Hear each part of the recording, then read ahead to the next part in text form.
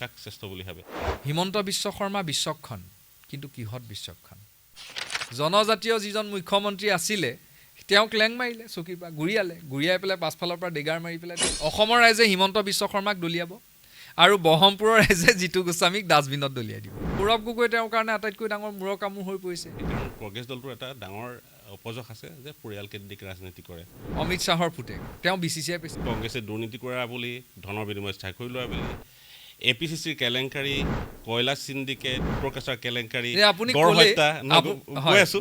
আটাইতকৈ বেছি বাংলাদেশ বিদেশী মানুহ বিতাড়িত হৈছে কংগ্ৰেছৰ শাসনৰ দিনত। এওঁলোকে কেইদিনত, এওঁলোকে কেইজন উলিয়াইছে? এওঁলোকেতো উলিওৱাই নাই, এওঁলোকে সোমোৱাইছে। চাওক, বিদেশী আটাইতকৈ বেছি আনিছে ভাৰতীয় জনতা পাৰ্টীয়ে, আৰু বিদেশীক আটাইতকৈ বেছি প্ৰশ্ৰয় দিছে হ'ল ভাৰতীয় জনতা পাৰ্টীয়ে। আৰু মুখ্যমন্ত্ৰী হিমন্ত বিশ্ব শৰ্মা তেওঁ নিজে বিদেশীৰ আচলতে মুখপাত্ৰ। বিদেশী আটাইতকৈ বেছি বিতৰণ কংগ্ৰেছে কৰিছে মানি ল'লোঁ, বিতৰণ ক'ৰ পৰা কৰিলে? কংগ্ৰেছৰ দিনতে অনুপ্ৰৱেশ কৰিব লাগিব। নৰেন্দ্ৰ মোদী ডাঙৰীয়াই যে ডিঙিৰ শিৰ ফুলাই ফুলাই কৈছিল যে 2014 চনৰ 16 মে'ৰ পাছত এটাও বাংলাদেশী নাথাকিব, মুখ্যমন্ত্ৰী হিমন্ত বিশ্ব শৰ্মাৰ ঘৈণীয়েকে কিমান পায়? 12 কোটি টকাৰ ছাবচিডাইজ লোন। সেইটো মুখ্যমন্ত্ৰী ঘৈণীয়েকৰ উদ্যমিতা। মানে আমাৰ সাধাৰণ মানুহক 10,000 দিব, তেওঁলোকে 12 কোটি ল'ব, যে 500 টকাও ল'ম। আমি ভোটটো কংগ্ৰেছ আৰু মিত্ৰজোঁটক আমি দিম। যিজন মানুহক মই আটাইতকৈ বেছি ভাল পাওঁ তেওঁ হ'ল শ্ৰদ্ধাৰ গণশিল্পী জুবিন গাৰ্গ। জাতি, মাটি আৰু ভেটি, আমি ভাবিছিলোঁ অসমীয়া জাতিৰ কথাটো কৈছে, নাই কোৱা। উত্তৰ প্ৰদেশৰ নিচিনা গুণ্ডাৰাজ সৃষ্টি কৰিবলৈ বিচৰা এই চৰকাৰখনক সুদুত্তৰ অসমৰ ৰাইজে 2026 চনত দিব। নমস্কাৰ। গণকণ্ঠৰ অন্যতম অনুষ্ঠান নিৰ্বাচন 2026লৈ জনাইছোঁ স্বাগতম। এইবাৰ এখন যুঁজ হ'ব, এইবাৰ সঁচাকৈ হ'ব এখন যুঁজ। ইতিমধ্যে সেনাপতিয়ে ৰণভেৰি বজাই ৰণাংগনত দিলে খোজ। ভাবিলোঁ আমিও লওঁ তাৰেই অলপ বুজ। তাৰ আগতে জানি লওঁ আহক, ৰাজনৈতিক শ্লোগানেৰে গৰ্জন কৰা এই সংগ্ৰামী সত্তানো কোন, যাৰ বুকুত জাগিছে সপোন নতুন। তেখেতৰ পৰিচয় তেখেতৰ নিজ মুখেৰে জানি লওঁ আহক। নমস্কাৰ, মই বিৰিঞ্চি বৰা। ইতিমধ্যে মোক আপুনি পৰিচয় নিজে কৰাইছে যে সংগ্ৰামী সত্তা বুলি। মই তাৰ কাৰণে আপোনাক নথৈ ধন্যবাদ জ্ঞাপন কৰিছোঁ। কাৰণ আমি বিভিন্ন ঠাইত যেতিয়া যাওঁ তেতিয়া সমাজকৰ্মী শব্দটো ব্যৱহাৰ কৰাতকৈ মোক কোনোবাই সংগ্ৰামী সত্তা, মোক কোনোবাই বিপ্লৱী, এনেধৰণৰ শব্দৰে যেতিয়া মোক চিনাকি কৰাই দিয়ে, মই তেতিয়া সঁচাকৈ যথেষ্ট গৌৰৱান্বিত হওঁ আৰু মই খুব ভাল পাওঁ। কাৰণ মই যেতিয়াৰ পৰা মাত মাতিছোঁ, যেতিয়াৰ পৰা কথা কৈছোঁ, সমাজৰ হৈ পেলাই যেতিয়া কাম কৰিছোঁ, মই নিপীড়িত শ্ৰেণী, সমাজৰ শোষিত শ্ৰেণীৰ কাৰণে সদায় মাত মাতি যাম বুলি আৰু কাম কৰি যাম বুলি এটা প্ৰতিজ্ঞা লৈ পেলাই মই আগবাঢ়িছোঁ। মোৰ পোন কথাই হ'ল যে মই কোনো কাৰণত কেতিয়াও কোনো ধৰণৰ মানে যিবিলাক অনিয়ম, অনীতি, এই বস্তুবিলাক মই কেতিয়াও সহ্য কৰিব নোৱাৰোঁ। আৰু তাৰ বিৰুদ্ধে মোৰ সংগ্ৰাম, মই ৰাজনৈতিক দলত যোগদান কৰাৰ পাছতো ঠিক আগত যেনেকৈ মই সংগ্ৰাম কৰি আহিছিলোঁ, সেই সংগ্ৰামী পৰিচয় মই সদায় অটুট ৰাখিম। মই পুনৰাই কৈছোঁ, মই বিৰিঞ্চি বৰা। মই নগাঁও নাগৰিক সভাৰ সম্পাদক হোৱাৰ লগতে মই বৰ্তমান যিহেতু এটা ৰাজনৈতিক দলৰ লগত জড়িত হৈ আছোঁ, মই অসম প্ৰদেশ কংগ্ৰেছ কমিটিৰ ৰাজ্যিক মুখপাত্ৰৰ দায়িত্বত আছোঁ। ধন্যবাদ। আচলতে আমি যিটো জানিছোঁ, যিটো বুজিছোঁ, যিটো দেখিছোঁ, আপোনাৰ যিখিনি কাৰ্যক্ৰমণিকা বা আপোনাৰ ভূমিকা, সমাজৰ প্ৰতি আপোনাৰ যি অৱদান বা আপোনাৰ যি নিৰ্ভীকতা, আপুনি সাহসী, আপুনি নিৰ্ভীক, স্পষ্টভাৱে এই স্পষ্টবাদিতাৰ আপোনাৰ যিটো গুণ, যাৰ অন্তৰালত সোমাই থকা যি সংগ্ৰামী সত্তা, সেইটো আমি অনুভৱ কৰিছোঁ আৰু সেইকাৰণে আমি সেই কথাখিনি এনেকৈ অৱগত কৰিছোঁ। এতিয়া কথাটো হৈছে, বিৰিঞ্চি বৰা এগৰাকী নিৰ্ভীক, সৎ সাহসী, স্পষ্টবাদী লোক। তেখেতৰ ব্যক্তিত্ব, তেখেতৰ ধ্যান ধাৰণা সম্পৰ্কে আমি জানিবলৈ দুটামান বিষয়ৰ ওপৰত আমি আলোকপাত কৰিব বিচাৰোঁ। তেখেতৰনো অভিমত কি, ধাৰণা কি, অতি চমুকৈ প্ৰতিটো বিষয়ৰ ওপৰত আপুনি যদি আমাক কয়, বিশেষকৈ দৰ্শকসকলে ভাল পাব আপোনাৰ অভিমতটো জানিব পাৰিলে।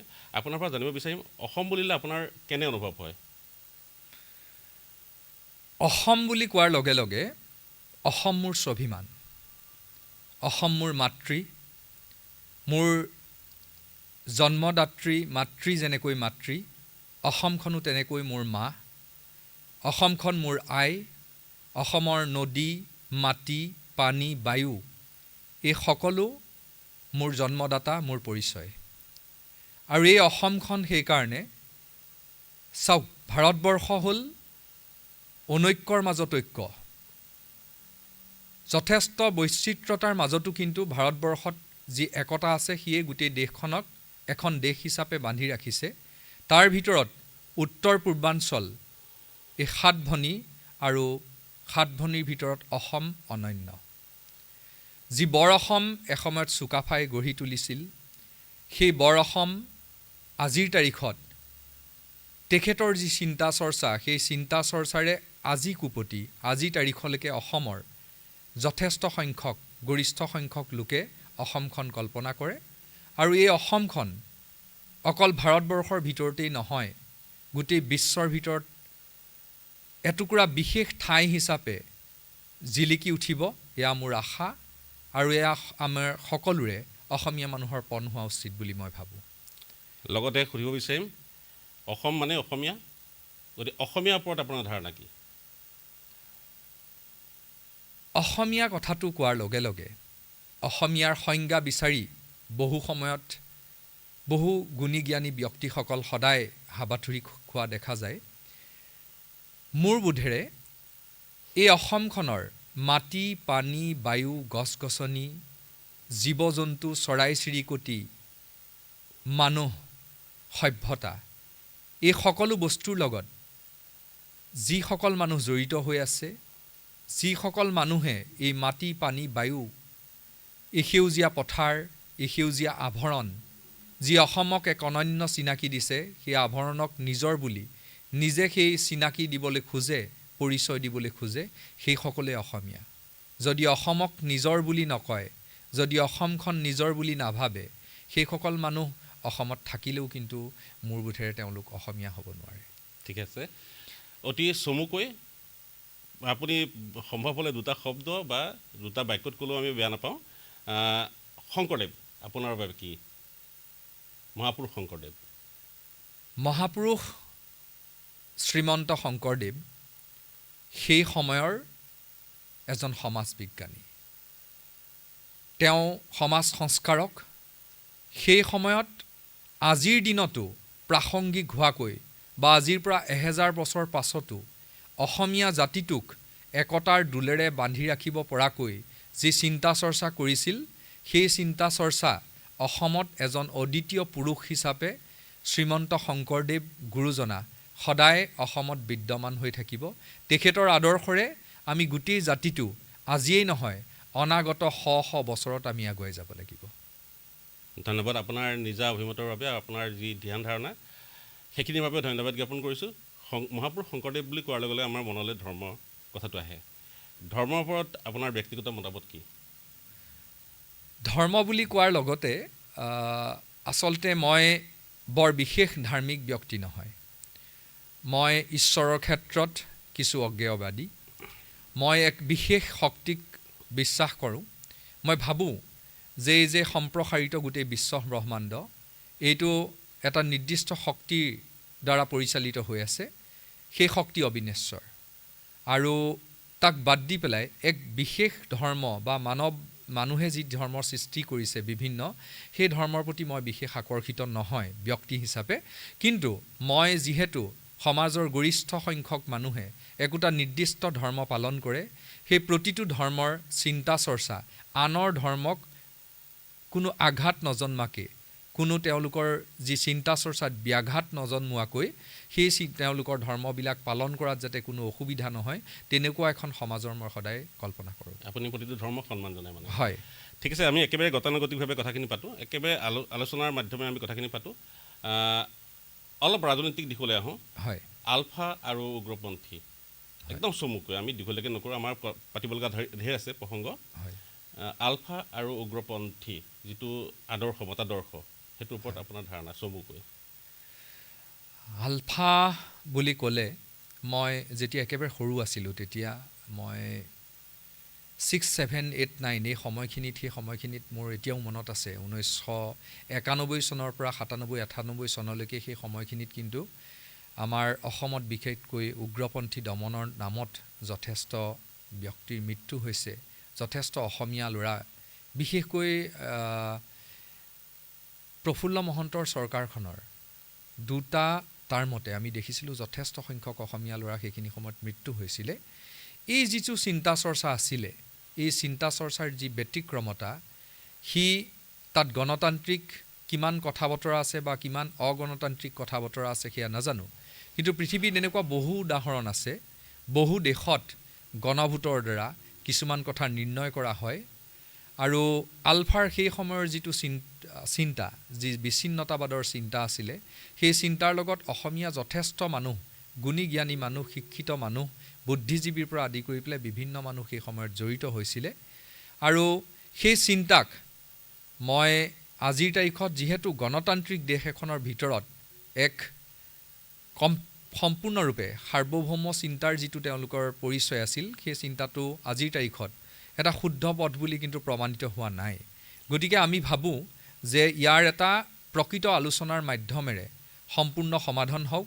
যি উদ্দেশ্যৰে সৈতে তেওঁলোকে এই আন্দোলন কৰিছিল, এই চিন্তা চৰ্চাত আগবাঢ়িছিল, ইতিমধ্যে আপোনালোকে গম পাইছে, কিছু ব্যক্তিটো ইতিমধ্যে আত্মসমৰ্পণকাৰী হ'ল, কিছু মানুহ আলোচনাপন্থী বুলি তেওঁলোক উভতি আহিল, আৰু বাকী যিসকল আছে তেওঁলোকে যাতে অসমখনক লৈ তেওঁলোকৰ চিন্তা চৰ্চাক লৈ পেলাই প্ৰয়োজনত এটা সুন্দৰ আলোচনা কৰি পেলাই এখন ঐতিহাসিক চুক্তি পুনৰ সম্পাদিত হওক, যাৰ দ্বাৰা অসমে অভূতপূৰ্বভাৱে কেতিয়াও নোপোৱা অসমৰ যি সম্পদৰ ওপৰত অধিকাৰৰ পৰা ইত্যাদি ক্ষেত্ৰত অসমে পাওক, সেই বস্তুটো মই আশা কৰোঁ। মানে উগ্ৰবাদটো বাদ দি আজিৰ তাৰিখত মই ৰাজনৈতিকভাৱে সমাধান হোৱাটো বিচাৰোঁ, কাৰণ আৰু আমি অসমীয়া তেজ বোৱা আমি চাবলৈ নিবিচাৰোঁ। হয় হয় হয়, আমাৰ মানৱ সম্পদ হয় হৈছে, হয়, আৰু উগ্ৰবাদে কোনো সমস্যাৰ স্থায়ী সমাধান কৰিব নোৱাৰে। হয়, ঠিকে আছে। লগতে আমি গম পাওঁ আলফাই যি ধৰণে এটা সেই সময়ৰ পৰিৱেশটোৰ ওপৰত নিৰ্ভৰ কৰি তেওঁলোকৰ সেই সংগ্ৰামটো অব্যাহত ৰাখিছিল,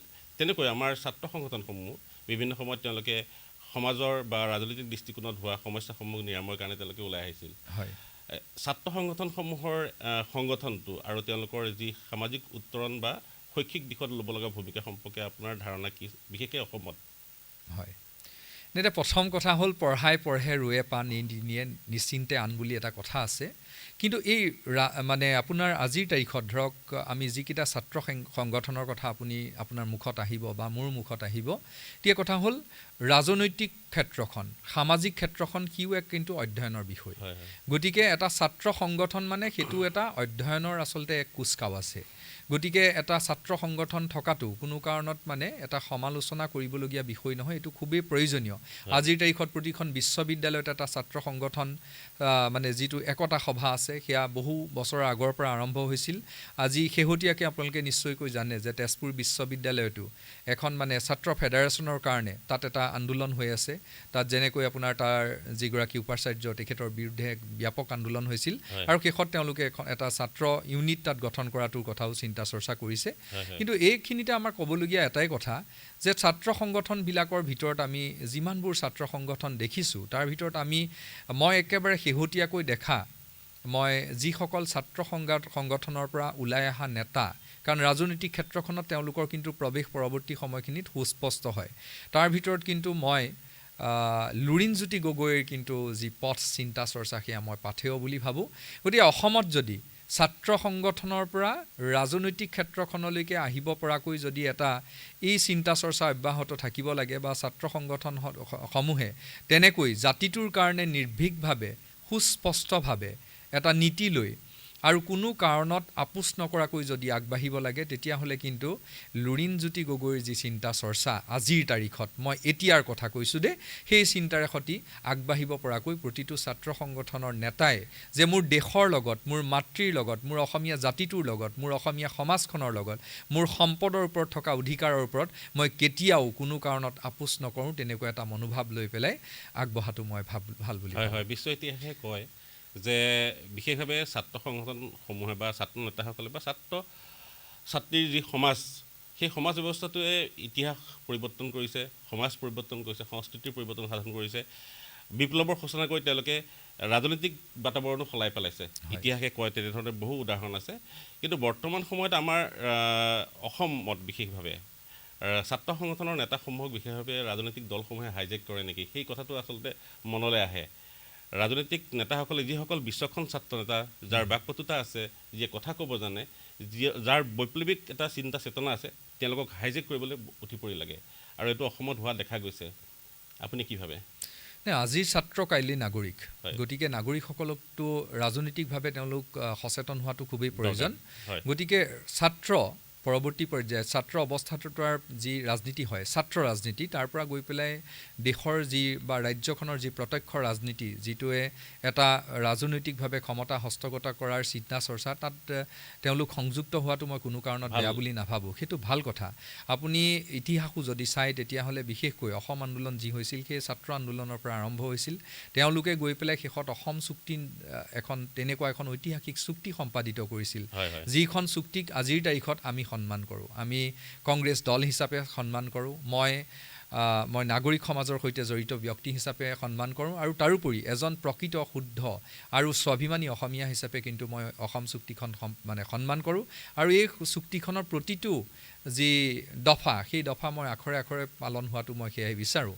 কিন্তু এতিয়া কথা হৈছে যে ছাত্ৰ ৰাজনীতিত প্ৰৱেশ কৰি পেলাই আমাৰ যি ছাত্ৰ আন্দোলনে এখন ঐতিহাসিক চুক্তি সম্পাদিত কৰিছিল, সেই চুক্তিখনৰ বিৰুদ্ধে যোৱা যদি কোনোবা ৰাজনৈতিক দল বা কোনোবা চিন্তা চৰ্চাত যদি আমাৰ ছাত্ৰসকল যায়, তেতিয়া কিন্তু অকণমান কথাবিলাক বৰ সমৰ্থনযোগ্য নহয়, আদৰ্শৰ পৰিৱৰ্তন। আৰু আজিৰ তাৰিখত এনেকুৱা হৈছে, আপোনাৰ মই ৰাজনৈতিক ক্ষেত্ৰৰ লগত জড়িত ব্যক্তিকো দেখিছোঁ যে তেওঁলোকে প্ৰকৃতাৰ্থত তেওঁলোকৰ কিবা আদৰ্শ আছেনে নাই মই নুবুজোঁ। কাৰণ যেনেকৈ আপোনাৰ কোনোবা কোম্পানী এটা, ধৰক এটা আপোনাৰ মাল্টিনেশ্যনেল কোম্পানীত কোনোবাই চাকৰি কৰি আছে, আগদিনাখন তেওঁ এটা প্ৰডাক্ট বিক্ৰী কৰি আছিল, পাছদিনাখন তেওঁ কি হ'ল, সেই পাছদিনাখন তেওঁ ভাবিলে যে নহয়, মই এটা চেলেৰি হাইকৰ কাৰণে বেলেগ এটা কষ্ট টু দ্য কোম্পানী বেলেগ অলপ যথেষ্ট বেছি পালোঁ, মই 10 লাখ টকাৰ হাইক এটা পালোঁ, মই এটা বেলেগ কোম্পানীত জইন কৰিলোঁ। পাছদিনাখনৰ পৰা কি কৰে, তেওঁ সেই কোম্পানীটোৰ কাৰণে কোৱা মেলা সেই প্ৰডাক্টসমূহ বেচিবৰ কাৰণে বা প্ৰডাক্টসমূহ দেখুৱাৰ কাৰণে যিখিনি কাম কৰিবলৈ আৰম্ভ কৰে, আজিৰ তাৰিখত ৰাজনৈতিক দলবিলাকৰ ক্ষেত্ৰতো সেই পৰিৱেশটো সূচনা হৈছে। মানুহৰ যি আচলতে আদৰ্শহীন মানুহে গোটেই ৰাজনৈতিক দলবিলাক ভৰি পৰাটো ৰাজনৈতিক ক্ষেত্ৰখনৰ কাৰণে এটা চৰম প্ৰত্যাহ্বানৰ সৃষ্টি হৈছে। বিপদজনক আচলতে। হয়, একদম। আপুনি চাওক, তাৰ শেহতীয়াটো আপুনি চাব পাৰে যে যিজন হিমন্ত বিশ্ব শৰ্মাই এটা সময়ত আপোনালোকে সকলোৱে জানে, তেওঁ কৈছিল যে নৰেন্দ্ৰ মোদী ডাঙৰীয়াক ৰিক্সাৱালা ঠেলাৱালায়ো চৰিয়াব। সেই একেজন মানুহে এতিয়া তেওঁৰ মাত্ৰ ৰাজনৈতিক মুনাফা আদায় কৰিবৰ কাৰণে তেওঁক ওলোটাই কি কৈছে যে ৰিক্সাৱালাবিলাকক তেওঁলোকক কষ্ট দিব লাগে, তেওঁলোকক যদি 5 টকা ভাড়া হৈছে তেওঁলোকক 4 টকা দিব, ইহঁতক কষ্ট দিব লাগে। একেখিনি মানুহক তেওঁ ওচৰত আহিছিল এটা সময়ত, এনেকুৱা অভব্য শব্দ কৈছিল যে মোদীক চৰিয়াব লাগে। সেই একেখিনি ৰিক্সা চলোৱা মানুহৰ কথা লৈ পেলাই তেওঁ আজি আকৌ মিয়াৰ ৰাজনীতিটো কৰিছে। গতিকে এই যে হঠাৎ কোনো আদৰ্শ স্থিতিহীন আদৰ্শ এটা মানুহে কেতিয়াবা চিন্তা সলনি কৰে, মানুহে ধৰ্মও সলনি কৰে, কিন্তু এই যিটো ব্যাপক সাল সলনি, এই গণ পৰিষদত থাকিল, পাছত তেওঁ আপোনাৰ কংগ্ৰেছত থাকিল, কংগ্ৰেছত আটাইতকৈ যিখিনি সময়ত তেওঁ ক্ষমতাশালী হৈ থাকিল, তাৰ পৰা হঠাৎ আহি ইয়ালৈ আহিল, এই প্ৰৱণতাটো কিন্তু নতুন নৱপ্ৰজন্মৰ কিন্তু যিসকল ৰাজনৈতিক ব্যক্তি বা যিসকল মানুহ ওলাই আহিছে, পালি নেতা, তেওঁলোকৰ মাজতো এইটো খুব প্ৰৱণতাটো দেখা পাওঁ। এই বস্তুটো দেখিলে কিন্তু মই ব্যক্তিগতভাৱে হতাশ হওঁ। হয়। এতিয়া ৰাজনীতি প্ৰসংগ আহিছে, এতিয়া বৰ্তমান ৰাজনীতিৰ বিশেষকৈ সৰ্বভাৰতীয় পৰ্যায়তে হওক বা আমাৰ অসমতে হওক, ধৰ্ম আৰু ৰাজনীতি একাকাৰ হৈ পৰিছে প্ৰায়। হয়, আপোনাৰ দৃষ্টিকোণৰ পৰা চমুকৈ অভিমতটো জানিব বিচাৰোঁ। ৰজা আচলতে কি হয়, ৰজাৰ নিজে ধৰ্ম পালন কৰিব পাৰে, কিন্তু ৰজাৰ ধৰ্মটো ৰাজধৰ্মটোহে। ৰাজধৰ্ম পালন কৰাটোৱে ৰজাৰ আটাইতকৈ ডাঙৰ আৰু গুৰুত্বপূৰ্ণ ধৰ্ম। ৰজাই ধৰ্মক লৈ পেলাই ৰাজনীতি কৰিব নালাগে, ধৰ্মক লৈ চিন্তা কৰিব নালাগে, আৰু সেইসকল ৰজাই ইতিহাসত আটাইতকৈ সফল ৰজা বুলি পৰিগণিত হৈছে, যিসকল শাসকে ধৰ্মক লৈ চিন্তা চৰ্চা নকৰি জাতিক লৈ, দেশক লৈ তেওঁলোকে দেশখনক প্ৰতিনিধিত্ব কৰিছে বা আগুৱাই নিয়াৰ চিন্তা চৰ্চা কৰিছে।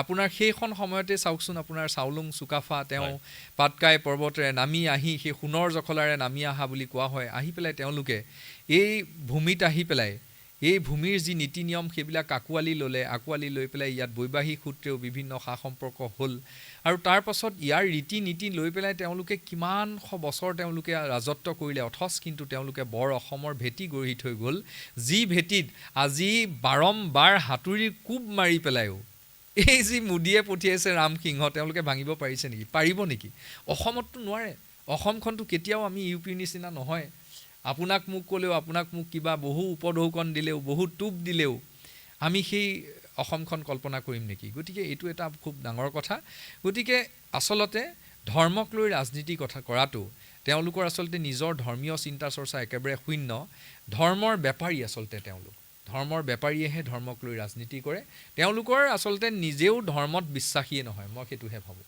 হয় হয় মানে আমাৰ চুকাফাৰ পৰা আৰম্ভ কৰি আহোম স্বৰ্গদেউসকলে অসমত তেওঁলোকে যিহেতু অসমৰ সমাজ জীৱনৰ লগত ইয়াৰ বিভিন্ন জাতি জনগোষ্ঠীৰ লগত মিলি একত্ৰিত হৈছিল একাকাৰ হৈ পৰিছিল তেওঁলোকৰ দ্বিতীয় আদৰ্শ সমাজ সংস্কৃতি যি আছে সেই পৰম্পৰাসমূহক তেওঁলোকে সন্মান জনাইছিলে যেতিয়াই সন্মান নজনাইছিল তেতিয়াই তেওঁলোকৰ কাৰণে বিপদ আহিছিল আমি মোৱামৰীয়া বিদ্ৰোহৰ কথা গম পাওঁ তেতিয়া ধৰণৰ আহিছে বাৰু সেই প্ৰসংগলৈ আমি নাযাওঁ যিহেতু ৰাজধৰ্ম আৰু ৰাজনেতাৰ কথা আহিল আৰু ৰাজনীতি লগতে ধৰ্ম সংপৃক্ত হোৱাটো খুবেই দুৰ্ভাগ্যজনক বুলিয়ে ভবা যায় যিহেতু কোৱা হয় religion is the আফিয়াম of mass হয় ধৰ্মটো সাধাৰণ মানুহৰ কাৰণে আফিঙৰ দৰে আৰু সেই ধৰ্ম আচলতে দুখীয়া শ্ৰেণীৰ মানুহে বেছিকৈ আকৃষ্ট হৈ তেওঁলোকে নিজৰ যি চিন্তা চেতনা সম্পূৰ্ণ নাইকিয়া কৰি পেলায় আৰু তাৰ মুনাফা লয় ৰাজনৈতিক নেতাসকলে এতিয়া ৰাজধৰ্ম পালন কৰিবলৈ গৈ ৰাজনৈতিক নেতাসকলে বিশেষভাৱে আমি দেখা পাওঁ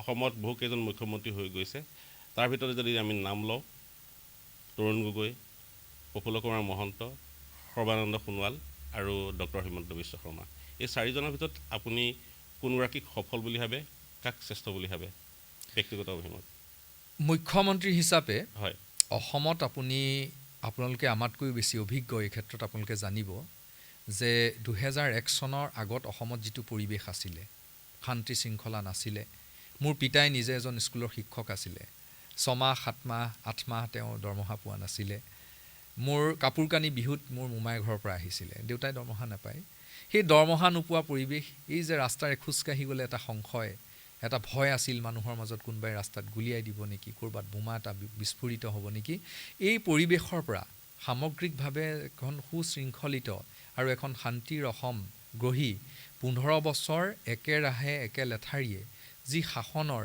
সৃষ্টি কৰিলে ইতিহাস আৰু এজন নিষ্কলংকিত ব্যক্তি হিচাপে থাকি গ'ল গোটেই জীৱনটো আৰু সেই হিচাপত মোৰ বোধেৰে প্ৰয়াত তৰুণ গগৈ দেৱতকৈ শ্ৰেষ্ঠ এই কেইজনৰ ভিতৰত মই মুখ্যমন্ত্ৰী হিচাপে ক'ব নোৱাৰোঁ আৰু তাৰোপৰি আৰু আপুনি মানে যদি তেওঁলোকক মানে চিৰিয়েলি যদি নম্বৰ দিবলৈ খোজে তেতিয়াহ'লে তাৰ আগতে কিন্তু মই প্ৰাক্তন মুখ্যমন্ত্ৰী প্ৰফুল্ল মহন্ত তেওঁক এটা কথাত কিন্তু আমি ভাল পাইছিলোঁ সেই কথাটো হ'ল তেওঁৰ এটা গাম্ভীৰ্যতা সদায় আছিলে তেওঁ খুদ টুলুঙা কথা কেতিয়াও কোৱা নাছিল আৰু তেওঁ এই জাতি জনগোষ্ঠী ধৰ্মীয় চিন্তা চৰ্চা ইয়াক লৈ ৰাজনীতি কৰা নাছিলে গতিকে মই ভাবোঁ ব্ৰহ্মপুৰ সমষ্টিৰ মানুহে সেইকাৰণে হয়তো আজিৰ তাৰিখকো প্ৰফুল্ল মহন্তক শ্ৰদ্ধা কৰে আৰু মই যিহেতু ৰাজনৈতিক পথাৰখনত খোজ দিছোঁ মই তেখেতৰ হাতৰ পৰা বঁটা গ্ৰহণ কৰিছোঁ আগতে মই যেতিয়া 4ৰ্থ শ্ৰেণীত বৃত্তি পাইছিলোঁ 7ত বৃত্তি পাইছিলোঁ হাইস্কুলত যেতিয়া হাইস্কুল পৰ্যায়ত ভাল ৰিজাল্ট কৰিছিলোঁ সেইখিনি সময়তো তেওঁলোকৰ হাতৰ পৰা মই বঁটা বুটলিছিলোঁ তেওঁলোকে মৰম কৰিছিলে মোৰ মনত আছে এতিয়াও তো সেই ব্যক্তিজনক মই আজিও সেইকাৰণে মই ভাবোঁ যে মই এই পথত খোজ দিছোঁ কিন্তু তেখেতকো মই কেতিয়াবা লগ পাই যেন তেওঁক মই মানে সেৱা এটা কৰি সেইটো মানিব লাগিব আপুনি উচিত কথাই কৈছে কাৰণ প্ৰফুল্ল কুমাৰ মহন্তৰ যি অমায়িক স্বভাৱ তেখেতৰ ব্যক্তিত্ব গাম্ভীৰ্যতা মানিব লাগিব তেখেতৰ সন্মুখত থাকি কোনোবাই যদি উচ্চ বাস্যও কৰে যুক্তি তৰ্ক কৰি তেখেতক যদি অপমানিতও কৰিব বিচাৰে তেখেতে কিন্তু বিৰূপ মন্তব্য নকৰিছিল আৰু মই নিজেই কেতিয়াবা অনুভৱ কৰোঁ মই নিজেও তেখেতক সাংবাদিক হিচাপে বিভিন্ন ধৰণৰ টান প্ৰশ্ন কৰি তেখেতৰ বিৰুদ্ধে বহু জটিল পৰিৱেশ ৰচনা কৰি বাতৰি পৰিৱেশন কৰিছোঁ আৰু ব্যক্তিগতভাৱে কেতিয়াবা সামাজিক স্তৰত যুক্তি তৰ্কও কৰিছোঁ তেখেতক ঘৰতে গৈ কৈছোঁ তাৰ কথা কিন্তু এনে এগৰাকী ব্যক্তি তেখেতে যেতিয়া লগ পাইছে মোক মই বহাৰ পৰা উঠি যোৱা নাই তেখেতে আহি অসমৰ মুখ্যমন্ত্ৰী আহি মোক কেনেকুৱা ভালনে খবৰ এই যিটো অমায়িকতা মই সেইদিনাখনে লজ্জিত হৈছোঁ মই কিমান সৰু মানুহ আৰু তেওঁ কিমান ডাঙৰ মানুহ গতিকে তেখেতৰ সেই ব্যক্তিত্বটো কিন্তু আমি সন্মান জনাবই লাগিব আৰু ভাল কথাই কৈছে। তেখেতে এতিয়া আপুনি ব্ৰহ্মপুৰ সমষ্টিতে চাওক, তেখেতৰ অনুগামীও যথেষ্ট, অসম গণ পৰিষদৰ অনুগামী যিখিনি ব্যক্তি আছিল, আমাৰ পুৰণা যিসকল মানুহ দেই, বয়োজ্যেষ্ঠ যিসকল ব্যক্তি অসম গণ পৰিষদৰ লগত এটা সময়ত জড়িত হৈছিল, এই মানুহখিনি আজিৰ তাৰিখত যথেষ্ট ক্ষুণ্ণ। আৰু মই এই মানুহখিনিৰ লগত যেতিয়াই কথা পাতিছোঁ, তেওঁলোকৰ ওচৰলৈ গৈছোঁ, মই তেখেতসকলক এই ষ্টুডিঅ'ৰ মজিয়াৰ পৰা মই প্ৰণাম জনাইছোঁ। খুব ভাল। সেই চিন্তা চৰ্চাৰ কিন্তু একদম মূলটো, সেই আদৰ্শৰ সেই চিন্তা চৰ্চাৰ মূল কিন্তু প্ৰাক্তন মুখ্যমন্ত্ৰী প্ৰফুল্ল কুমাৰ। হয় হয়, ব্ৰহ্মপুৰত অগপ কৰা যিমানবোৰ নেতাকৰ্মী আছিলে, এই সকলোবোৰকে ময়ো ঘনিষ্ঠভাৱে পাইছোঁ। প্ৰায় সকলোৱে ভদ্ৰলোক আৰু খুব ভাল লাগে তেওঁলোকৰ লগত কথা পাতি। বাৰু যিয়ে নহওক, কথা প্ৰসংগত আপোনাৰ পৰা গম পালোঁ যে প্ৰফুল্ল কুমাৰ মহন্তৰ প্ৰতি আপোনাৰ সদ্ভাৱ আছে, তেখেতৰ ব্যক্তিত্ব, তেখেতৰ গাম্ভীৰ্যতাৰ কাৰণে, নম্ৰতাৰ কাৰণে। লগতে আপুনি প্ৰশংসা কৰিলে শ্ৰেষ্ঠ বুলিয়ে কওক বা সফল বুলিয়ে কওক, আপুনি সৰ্বশ্ৰেষ্ঠ বুলি কৈছে আপুনি প্ৰয়াত মুখ্যমন্ত্ৰী তৰুণ গগৈদেৱক। এতিয়া যদি প্ৰশ্নটো এনেকৈ আহে, ৰাইজৰ মাজৰ পৰা হওক বা আমাৰ মনতে এটা ধাৰণা যদি আহে, যিহেতু আপুনি এটা ৰাজনৈতিক দলত অংশগ্ৰহণ কৰিছে, সেই ৰাজনৈতিক দলটো কংগ্ৰেছ, তাৰ আপুনি ৰাজ্যিক মুখপাত্ৰ বা আপুনি ব্ৰহ্মপুৰ সমষ্টিৰ প্ৰাৰ্থিত্ব প্ৰয়াসী, সেই সুবাদতে আপুনি তেখেতক সেই উচ্চ আসনটো দিছে নেকি? কথাটো মই আপোনাক ইতিমধ্যে কৈছোঁ, মানে মোৰ সদায় শৈশৱৰ কথাখিনিৰ লগত, মানে আপুনি আলফা শব্দটো কৈছে, আলফা বুলি ক'লেও মই শৈশৱলৈ কিছুমান কথা মনত পৰে। ঠিক তেনেকৈ আপোনাৰ প্ৰফুল্ল কুমাৰ মহন্ত বুলি ক'লেও মোৰ শৈশৱটোলৈ মনত পৰে। মানে তেতিয়া এটা সময়ত আপুনি চাবচোন, সেই এল পি স্কুলবিলাকত যে মানুহে গৈ পেলাই স্কুলৰ পৰিদৰ্শকসকল গৈছিল, ঠিক তেনেকৈ কেতিয়াবা কিন্তু সেই আপোনাৰ প্ৰাক্তন শিক্ষামন্ত্ৰী গিৰীন্দ্ৰ কুমাৰ বৰুৱা তেখেতো গৈছিল, প্ৰফুল্ল কুমাৰ মহন্ত সঘনে আহ যাহ কৰিছিল মানে। আৰু মই এইটো ইয়াতেই নহয়, আপোনাৰ ষ্টুডিঅ'ত মই কোনো ৰাজনৈতিক সদ্ভাৱনাৰ কাৰণে নহয়, মই এতিয়া একদম মানে স্পষ্টভাৱে মই ভাবোঁ যে আজিৰ তাৰিখত কিন্তু অসম গণ পৰিষদৰ মানুহখিনি সেইকাৰণে যে এই ব্ৰহ্মপুৰ সমষ্টিত যে এজন যোগ্য মানে প্ৰতিনিধি যে মানুহখিনিয়ে পোৱা নাই, তেওঁলোক সঁচাকৈ ভিতৰি ক্ষুণ্ণ হৈ আছে। আমাৰ তেওঁলোকক সেইকাৰণে অকল ৰাজনৈতিক কাৰণত নহয়, মই তেওঁলোকক সঁচাকৈ তেওঁলোকৰ প্ৰতি মোৰ সশ্ৰদ্ধ প্ৰণিপাত আছে, মোৰ তেওঁলোকৰ প্ৰতি শ্ৰদ্ধা আছে। আপুনি এইমাত্ৰ ক'লে এতিয়ালৈকে যোগ্য প্ৰতিনিধি এজন পোৱা নাই, প্ৰফুল্ল মহন্তক আপুনি যোগ্য বুলি ভাবে, বৰ্তমান নোপোৱা কথাটো কৈছে আপুনি। হয় হয়, ইতিমধ্যে আমি সংবাদ মাধ্যমতে হওক বা সামাজিক মাধ্যমত আৰু ব্ৰহ্মপুৰৰ যিমান সভা সমিতি হৈ গৈছে, আমি দেখিবলৈ পাইছোঁ ব্ৰহ্মপুৰৰ যিগৰাকী বৰ্তমানৰ বিধায়ক জিতু গোস্বামী, তেখেতৰ সমাদৰ আমি দেখিছোঁ, মানুহৰ সমাগম দেখিছোঁ তেখেতৰ সভাত। আৰু মানুহে কয় কিছুমানে, আৰু বিশেষভাৱে সামাজিক মাধ্যমত চিঞৰ বাখৰ কৰাও আমি পাইছোঁ তেওঁলোকৰ দলীয় কৰ্মীসকলৰ পৰা আৰম্ভ কৰি তেওঁলোকৰ যি প্ৰচাৰৰ বিভাগ আছে, যে ব্ৰহ্মপুৰখন এক সাংঘাতিক পৰিৱৰ্তন কৰি পেলাইছে। আৰু ব্ৰহ্মপুৰৰ ৰাস্তা পথৰ পৰা আৰম্ভ কৰি অৰুণোদয় আঁচনিৰ পৰা আৰম্ভ কৰি বিভিন্ন ধৰণৰ জনকল্যাণমূলক কাম কৰি তেখেত ইতিমধ্যে জনদৰদী নেতা আৰু ভগৱান সদৃশ নেতা বুলি তেওঁলোকৰ নেতা কৰ্মীসকলে কয়। গতিকে তেনেস্থলত আপুনি এতিয়ালৈকে যোগ্য প্ৰতিনিধি নোপোৱা বুলি কোৱাৰ কাৰণটো কি? চাওক, মানে উন্নয়নটো এটা ধাৰাবাহিক প্ৰক্ৰিয়া, উন্নয়নটো এদিনতে হৈ নাযায়। স্বাধীনোত্তৰ কালৰ পৰা দেশখনত দোপে উন্নয়ন হৈ আছে।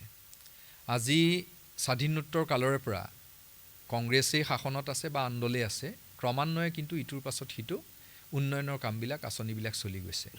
আজি IIM কোনে সৃষ্টি কৰিলে?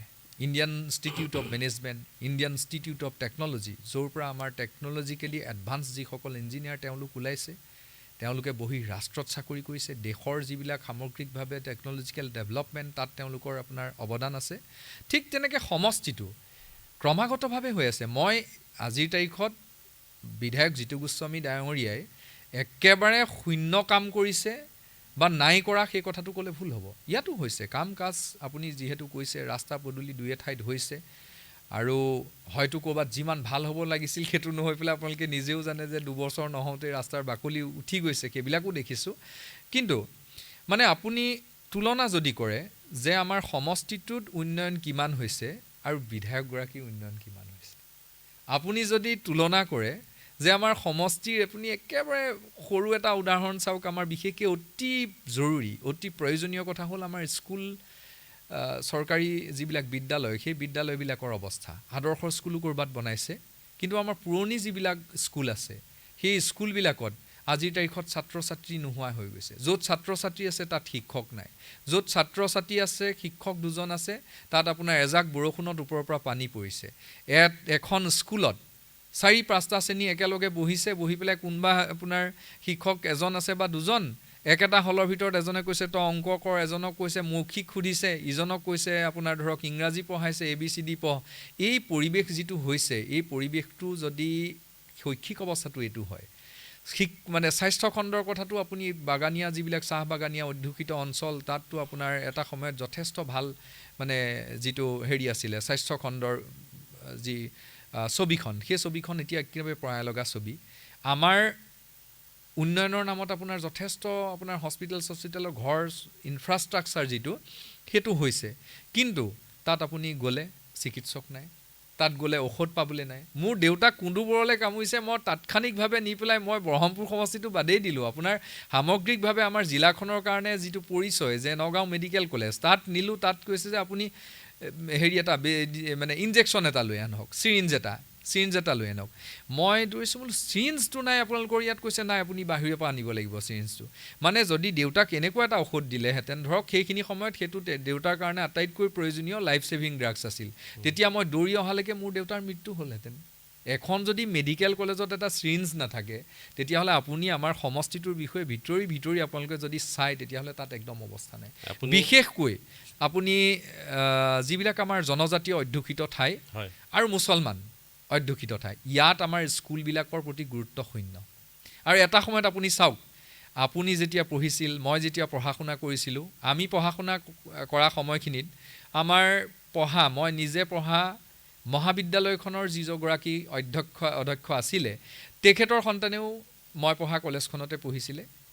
চিকিৎসকজনৰ পুতেকেও মই পঢ়া কলেজখনতে পঢ়িছিলে। ষ্টেণ্ড কৰা ছোৱালীজনীয়েও পঢ়িছিলে মই পঢ়া কলেজখনত, আৰু মই ষ্টাৰ মাৰ্ক পাইছিলোঁ, ময়ো সেইখন কলেজতে পঢ়িছিলোঁ। আমি ভাল ষ্টুডেণ্টৰ ভিতৰতে গণ্য হৈছিলোঁ বাৰু মোটামুটি। গতিকে তাত কোনো পাৰ্থক্য নাছিল। মোৰ লগৰ ল'ৰা এটা আহে ৰূপহীৰ পৰা, তেতিয়া সেইখিনি সময়ত তাৰ চোলাটো সদায় তলফালৰ পৰা মেৰ খাই থাকে। মই বোলো কিয় এনেকৈ মেৰ খাই থাকেও? কৈছে নহয় আমাৰ হেৰি নহয়, মোৰ চোলা এটাহে। তাৰপাছত সি নেভিত চাকৰি কৰি বহুত ডাঙৰ অফিচাৰ হ'ল। এই যে আমাৰ এই যে সমতাটো আছিলে স্কুলবিলাকত পঢ়া শুনা, আজিৰ তাৰিখত সেইটো আছেনে আপুনি চাওকচোন। আজিৰ তাৰিখত যদি ডাক্তৰৰ পুতেক গৈছে ক'ৰবাত পঢ়িবলৈ, মানে বেলেগ স্কুলৰ যিটো ব্যৱস্থা, মন্ত্ৰীৰ পিতেকে পঢ়িছে ক'ৰবাত, জিতু গোস্বামীৰ পিতেকে পঢ়ে লণ্ডনত, এতিয়া আমাৰ ল'ৰা ছোৱালী ক'ত পঢ়িছে? গতিকে এই গোটেই বস্তুবিলাক যদি চাই, আৰু তাৰোপৰি সামগ্ৰিকভাৱে মই এটা ডাঙৰ বিফলতা দেখোঁ ব্ৰহ্মপুৰ সমষ্টিত। সেইটো হৈছে আপুনি চাওক, আজি এটা সময়ত আমাৰ ইয়াতে চেনিকল আছিল, কামপুৰ চেনিকল বন্ধ হ'ল। আজি আমাৰ সমষ্টিটোত চেনিকল এটা সৰুকৈ হ'লেও তাতকৈ বা সেইটোকে পুনৰুজ্জীৱিত কৰিব যদি আমি নোৱাৰোঁ, সমষ্টিত আমি কি পাম? ইউনিভাৰ্চিটি এখন এই সমষ্টিটোলৈ আহিলে, নাহিল, আমি নাপালোঁ। এইমছখনৰ পাছত IIMখন আহিছিলে, ইণ্ডিয়ান ইনষ্টিটিউট অফ মেনেজমেণ্ট। সেইখিনি সময়ত মই নিজে গৈ পেলাই সচিবালয়ৰ সন্মুখত আপোনাৰ আন্দোলন প্ৰতিবাদ কৰি পেলাই মোক লগালগ পুলিচে আটক কৰি পেলাই মোক প্ৰায় 8 ঘণ্টা 10 ঘণ্টা ৰাখিলে। কোনো এজন বিধায়কে মই নগাঁৱৰ পৰা এই কথাটোৰ ওপৰত মাত মতা নেদেখিলোঁ। সেইটো আমি নাপালোঁ। এতিয়া আমি পাইছোঁ কি সমষ্টিটোত? আমি নতুন উদ্যোগ এটা যদি নাপাওঁ, আমাৰ এতিয়াওতো যথেষ্ট মাটি আছে। আমি ইয়াতে আহি পেলাই অকল আপোনাৰ কেইখনমান বজাৰ, মামা বজাৰ সৃষ্টি কৰিলে নহ'ব নহয়। বজাৰ আমাৰ আছেই,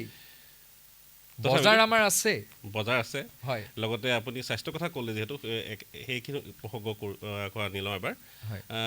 স্বাস্থ্য বিভাগটো যদি ইমানেই বিসংগতিপূৰ্ণ বা ইমানেই বিফল, তেতিয়াহ'লে স্বাস্থ্য খণ্ডত মানুহৰ ইমান ভিৰ কিয় দেখোঁ?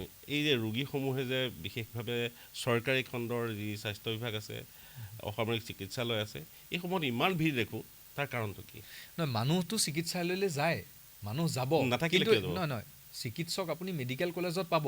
তাৰ বাকী যিবিলাক চিকিৎসালয়ত আছিল, সেইবিলাকত আপুনি সেই আগৰ নিচিনা আপোনাৰ সিমানখিনি ভিৰ নাপায়। আৰু এটা চাওক, আমাৰ চিকিৎসাৰ উদ্গতি কোন সময়ত? অন্যক বাদেই দিয়ক, গুৱাহাটী মেডিকেল কলেজ হস্পিটেলত এই সন্তান এডাল পাইপ লাগি পেলাই ওলমি থকা নাছিল জানো? এইখনেই হৈছে আমাৰ বৰ্তমান আমাৰ যিখন ছবি, প্ৰতিচ্ছবিখন। আৰু তাৰোপৰি আপুনি এইটো হ'ল স্বাস্থ্য। মই আৰু এটা কথা ক'বলৈ থাকিল, সেইটো হ'ল কি, আমাৰ ব্ৰহ্মপুৰ সমষ্টিত এতিয়া গাঁওবিলাকৰ অৱস্থা আপুনি চাওক। গাঁওবিলাকৰ অৱস্থা এফালৰ পৰা যদি চায়, তেতিয়াহ'লে পথাৰ চনে পৰি থাকিবলৈ লৈছে। কি কাৰণে? আমাৰ ইয়াত হাতীৰ উপদ্ৰৱ, বনৰীয়া হাতীৰ উপদ্ৰৱ। মই আজি যোৱা 3 বছৰৰ পৰা বিশেষকৈ বনৰীয়া হাতীৰ ক্ষেত্ৰত মই কাম কৰি আছোঁ। বন্যহস্তী সন্ত্ৰাস সমাধান সংগ্ৰাম সমিতি বুলি এখন সমিতি বনাই আমি জোৰদাৰ আন্দোলন প্ৰতিবাদ কৰি আছোঁ। কিন্তু এখন ছ'লাৰ ফেন্সিং, যিটো আপোনাৰ হেঙিং ছ'লাৰ ফেন্সিঙৰ কাৰণে মই ইমান দিনৰ পৰা লাগি আহিছোঁ, সেই ছ'লাৰ ফেন্সিংখন আমি নাপাওঁ। আমাৰ কৃষকৰ পথাৰ বচাবৰ কাৰণে ইমান কুঁহিয়াৰ উৎপাদন হৈছিল সৰুতে এইখিনি সময়ততো আপোনাৰ এনেকুৱা সময় হোৱাৰ লগে লগে আমি মানে নাক উজালেই আমাৰ নাকলৈ ওলাই আহিছিল আপোনাৰ হেৰি আপোনাৰ গৰম মিঠৈৰ গোন্ধ আজি গৰম মিঠৈৰ গোন্ধ আপুনি নাপায় পথাৰত কুঁহিয়াৰ নাই। দুৰ্ভাগ্যজনক কামপুৰৰ চেনিকলটো নোহোৱাৰ কাৰণেই কুঁহিয়াৰ যি খেতিৰ ব্যৱস্থাটো আছিলে সেইটো কামপুৰৰ চেনিকলটো নহয় কুঁহিয়াৰ খেতিটো কামপুৰৰ চেনিকলটো আমাৰ উদ্যোগ হিচাপে কৈছোঁ যে আমাক লাগে আৰু কুঁহিয়াৰ খেতি নোহোৱাৰ অন্যতম কাৰণ বনৰীয়া হাতীটো এতিয়া মানুহক ঘৰত সোমাই মাৰিবলৈ লৈছে। এইবাৰতো আমাৰ সমষ্টিত ব্ৰহ্মপুৰ সমষ্টি কেইবাগৰাকী ব্যক্তি নিজেও ওলাই গৈছে হাতী খেদিবৰ কাৰণে টৰ্চ এটা দিলে হাতী খেদা নহয় তাৰ সামগ্ৰিক ব্যৱস্থাটো জানিব লাগিবতো। আৰু তাৰোপৰি আমাৰ পাহাৰখনত যে বেদখল হৈছে পাহাৰখনত যে অবৈধভাৱে খনন হৈছে পাহাৰখনত অবৈধভাৱে কুঁৱাৰী হৈছে এতিয়া কুঁৱাৰী কোনে পাতিছে সেইটো আপোনালোকে জানে। মই এইখন মজিয়াত আজি সেই অবৈধ কুঁৱাৰীৰ লগত জড়িত কোনজন ব্যক্তি নকওঁ কিন্তু সকলোৱে জানে। তথাপি তেখেতৰ সদ্ভাৱ নথকা নহয় ৰাইজৰ মাজত আছে বিপদৰ সময়ত গৈছে আৰু টৰ্চ বিতৰণ কৰক হওক হয়তো তেখেতক পৰামৰ্শ বা ভাল দিগদৰ্শন কৰোৱা ব্যক্তিৰ অভাৱ ঘটিছে তেখেতসকলৰ মাজত। গতিকে ভাল পদক্ষেপ ল'বলৈ যথেষ্ট আছে হস্তি মানুহৰ সংঘাত দূৰ কৰিবৰ কাৰণে। তাৰ লগতে মই বিষয় এটা যিহেতু আপুনি আমাৰ শিক্ষাৰ কথা ক'লে শিক্ষা বিষয়টোৰ লগত জড়িত থকা যিটো শৈক্ষিক অধপতন বা চৰকাৰী বিদ্যালয়সমূহৰ যিটো অৱনতি সেই অৱস্থাটো কিন্তু বিজেপি চৰকাৰৰ দিনতে আৰম্ভ হৈছে বুলি ক'লে ভুল হ'ব কাৰণ এইটো এটা পৰ্যায় ক্ৰমান্বয়ে আহিছে। আমি দেখিছোঁ আপুনি মই পঢ়াৰ দিনত চৰকাৰী স্কুলৰ যি অৱস্থা নাথাকক কিন্তু ছাত্ৰ ছাত্ৰী সঁচা কথা সকলো ছাত্ৰ ছাত্ৰীয়ে একেখন বিদ্যালয়ত পঢ়িছিল। ক্ৰমান্বয়ে ই মানুহৰ যিটো অৱস্থাৰ উন্নতি সেই অৱস্থাৰ উন্নতি হওক বা বৃত্তিৰ উৎকৰ্ষ সাধনৰ কাৰণে হওক মানুহৰ অকণমান উচ্চ অভিলাষ এটা আহিছিল আৰু মানুহে উচ্চ শিক্ষাৰ কাৰণে বা ভাল শিক্ষাৰ কাৰণে স্থান বিচাৰিবলৈ আৰম্ভ কৰিছিল। শেষৰ পৰ্যায়ত আমি এতিয়া আপুনি যি ধৰণে ক'লে বিজেপি চৰকাৰ দিনত আমাৰ চৰকাৰী স্কুল কিছুমান বন্ধ কৰা হৈছে এমালগেমেশ্যন কৰা হৈছে আৰু সেইটো ছাত্ৰ ছাত্ৰীৰ অনুপাত কম হোৱাৰ কাৰণে বেলেগ বিদ্যালয়ত চামিল কৰা হৈছে। এতিয়া আপুনি ক'ব বিচাৰে চৰকাৰী বিদ্যালয়ত ছাত্ৰ ছাত্ৰীৰ সংখ্যা কিয় কমিছে? কমাৰ কাৰণটো হৈছে শিক্ষকৰ অভাৱ তাত শৈক্ষিক বাতাবৰণটো ভাল নহয়। গতিকে ভাল হ'লেতো আপোনাৰ দিবই। এতিয়া আপোনাৰ চাওক ৭,২০০খন স্কুল বন্ধ হৈছে ৭,২০০খন চৰকাৰী স্কুল ইতিমধ্যে বন্ধ হৈছে এইটো কিন্তু সৰু কথা নহয়। সেইবিলাক স্কুলটো এটা সময়ত ভৰ্তি হৈ আছিলে আৰু এতিয়াতো ক্ৰমাগতভাৱে জনসংখ্যাটো আমাৰতো ডিক্লাইনিং ট্ৰেণ্ডত নাই জনসংখ্যাটো বৃদ্ধি হৈ আছে মানে ল'ৰা ছোৱালী আছে ছাত্ৰ ছাত্ৰী আছে ছাত্ৰ ছাত্ৰীবিলাক আগতে যদি চৰকাৰী স্কুললৈ গৈছিল এতিয়া নগৈ পেলাই ব্যক্তিগত খণ্ডৰ বিদ্যালয়লৈ গৈছে। তাৰ কাৰণটো কি? তাৰ কাৰণটো হ'ল যে চৰকাৰী স্কুলৰ যিটো উৎকৰ্ষ সাধন হ'ব লাগিছিল যি বিদ্যায়তনিক যি মূল্যায়ন হ'ব লাগিছিল সেই মূল্যায়ন নহৈ পেলাই এতিয়া আপুনি চাওক চৰকাৰী স্কুলৰ পৰা কাষত কলচী লৈ পেলাই যদি আপোনাৰ অমৃত কলহ যাত্ৰাত যদি যায় তেতিয়া কেনেকৈ হ'ব? আজি মুখ্যমন্ত্ৰী হিমন্ত বিশ্ব শৰ্মাৰ পুতেক বা জীয়েক যিবিলাক স্কুলত পঢ়িছিল তাত আপোনাৰ কাষত কলচীটো লৈ পেলাই অমৃত কলহ যাত্ৰা কৰিবলৈ নিবনে? চৰকাৰী অনুষ্ঠান এটাত নিবনে? চৰকাৰী কিবা আপোনাৰ মিটিং এখনত ছাত্ৰ ছাত্ৰীক আজিৰ তাৰিখত যেনেকৈ লৈ যায় আজি অলপ দিনৰ আগত নগাঁৱতো আনিছিল মই ভিডিঅ' কৰিছিলোঁ সেইটো তো তেনেকুৱা যদি যায় তেতিয়াহ'লে ছাত্ৰ ছাত্ৰীক কোন মাক দেউতাকে পঠিয়াব? সেইটো এক নম্বৰ কথা। আৰু এটা আপুনি চাওক যে অসমৰ ইতিহাসত এনেকুৱা এজন মুখ্যমন্ত্ৰী নাছিল যিজন মুখ্যমন্ত্ৰী নিজে ব্যক্তিগত খণ্ডৰ স্কুলৰ বিৰাট ডাঙৰ স্কুলৰ মালিক। স্কুলৰ ব্যৱসায় কোনো মুখ্যমন্ত্ৰীয়ে কৰা নাই। এইজনে অসমৰ প্ৰথম মুখ্যমন্ত্ৰী ডক্টৰ হিমন্ত বিশ্ব শৰ্মা ডাঙৰীয়া যিজনে স্কুলৰ ব্যৱসায় কৰিছে। গতিকে স্কুল এটা কথা কয় মানে জিছ দেশ কা ৰাজা বেপাৰী উছ দেশ কা প্ৰজা ভিক্ষাৰী। গতিকে যিখন দেশৰ মুখ্যমন্ত্ৰীয়ে স্কুলৰ ব্যৱসায় কৰে সেইখন দেশত চৰকাৰী স্কুলৰ অৱস্থাটো কি হ'ব আপুনি ভাবকচোন।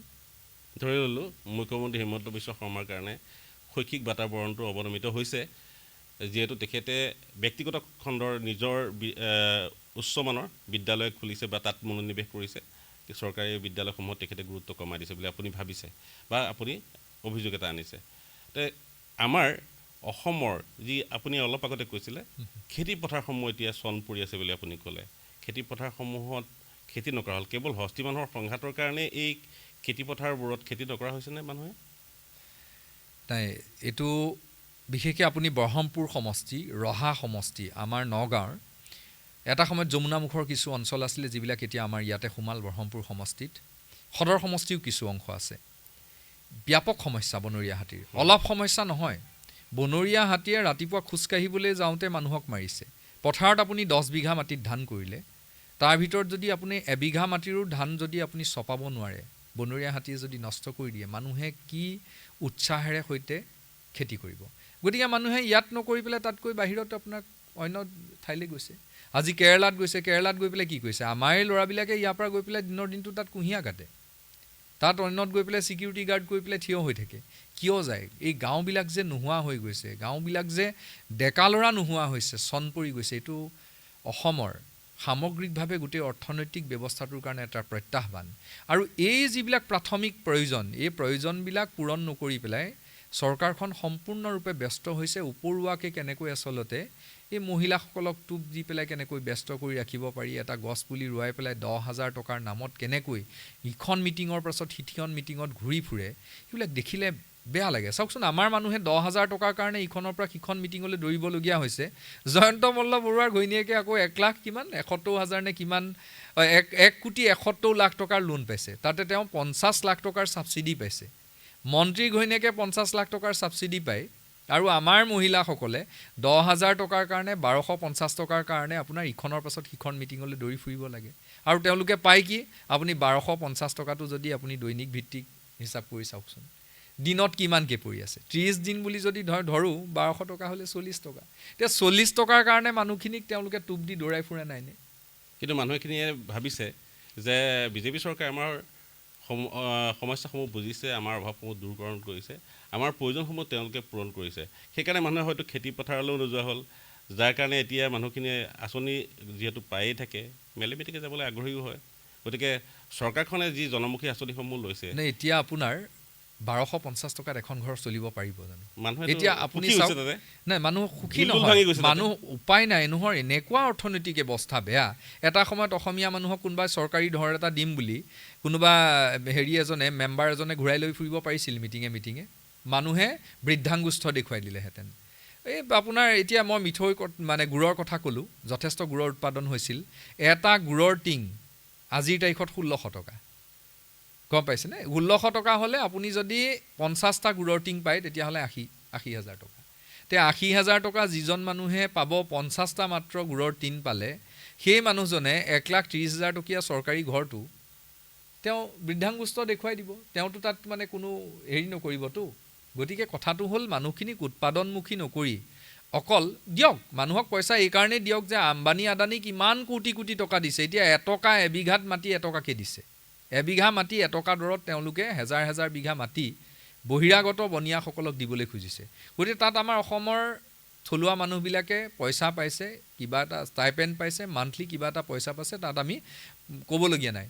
কিন্তু কথা হ'ল, তাৰ দ্বাৰা উৎকৰ্ষ সাধন হওক।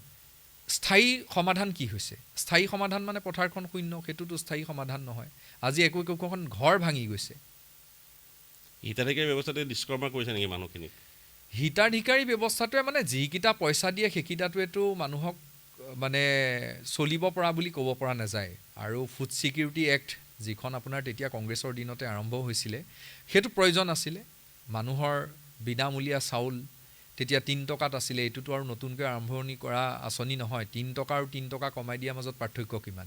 আৰু এতিয়া 3 টকা কমাই দি এইটো বিনামূলীয়া বুলি নাম দিয়া হ'ল, কিন্তু তাৰ বিপৰীতে আপুনি চাওকচোন, এতিয়া মিঠাতেলৰ বটলটো, এই 65 টকাৰ বটলটো এতিয়া আপোনাৰ 210 টকা। পেট্ৰলৰ লিটাৰৰ কথা নকওঁৱেই, 107 টকা হ'ল। গতিকে প্ৰত্যেকটো যিবিলাক এছেঞ্চিয়েল কমডিটিজ আছে, সেইবিলাক মানুহৰ ঢুকি পোৱা হৈছে। মানুহবিলাকৰ মানে স্পৰ্শৰ ঊৰ্ধত আকাশলংঘী দাম। ঔষধৰ দামটো ক'বই নালাগে।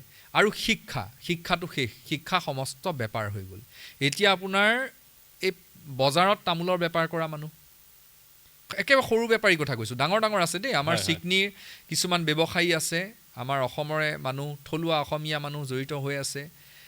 এই গোটেই মানুহবিলাকে যথেষ্ট উৎপাদন কৰিছে। তাৰ বাদ দিও মাত্ৰ বজাৰটোত দৈনিক মানে আপোনাৰ 2টা বজাৰত গ'লে তেওঁ 400 টকা 500 টকা পায়। তেনেকুৱা মানুহেও নিজৰ সন্তানক 50,000 টকা দি পেলাই আপোনাৰ ব্যক্তিগত খণ্ডৰ বিদ্যালয়ত এডমিশ্যন দিবলগীয়া হৈছে। এতিয়া ভাবি চাওকচোন কি অৱস্থা বৰ্তমান। মানে এইবিলাক মানুহক টোপ দিবলৈতো সহজ। এনেধৰণৰ শৈক্ষিক, সামাজিক, ৰাজনৈতিক বাতাবৰণৰ কাৰণে বা যিসমূহ আপুনি দেখিছে বেয়া হৈছে বুলি, হয়, সেই সমূহ কাৰণৰ কাৰণে আপুনি বিজেপি দলটোক বেয়া পায়, যাৰ কাৰণে আপুনি বিজেপি দলত অংশগ্ৰহণ নকৰি ৰাজনৈতিক প্ৰতিনিধিত্ব আগবঢ়াবৰ কাৰণে কংগ্ৰেছ দলত গৈছে নেকি?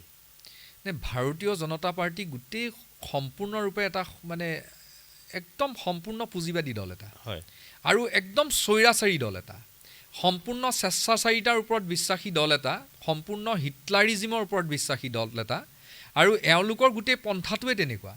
তেওঁলোকে আজিৰ তাৰিখত যিটো আগ্ৰাসী মনোভাৱেৰে সৈতে এই গোটেই আচলতে গোটেই ভাৰতবৰ্ষখন তেওঁলোকে এমুঠিমান মাত্ৰ মানুহৰ মাজত গোটেই সম্পদ ৰাখি গোটেই সম্পদটো এমুঠিমান মানুহৰ হাতত যাতে থাকে তাৰ যিটো ব্যৱস্থা কৰিছে, ইয়ে গোটেই সমাজখন আমাৰ ধ্বংস কৰা নাই জানো?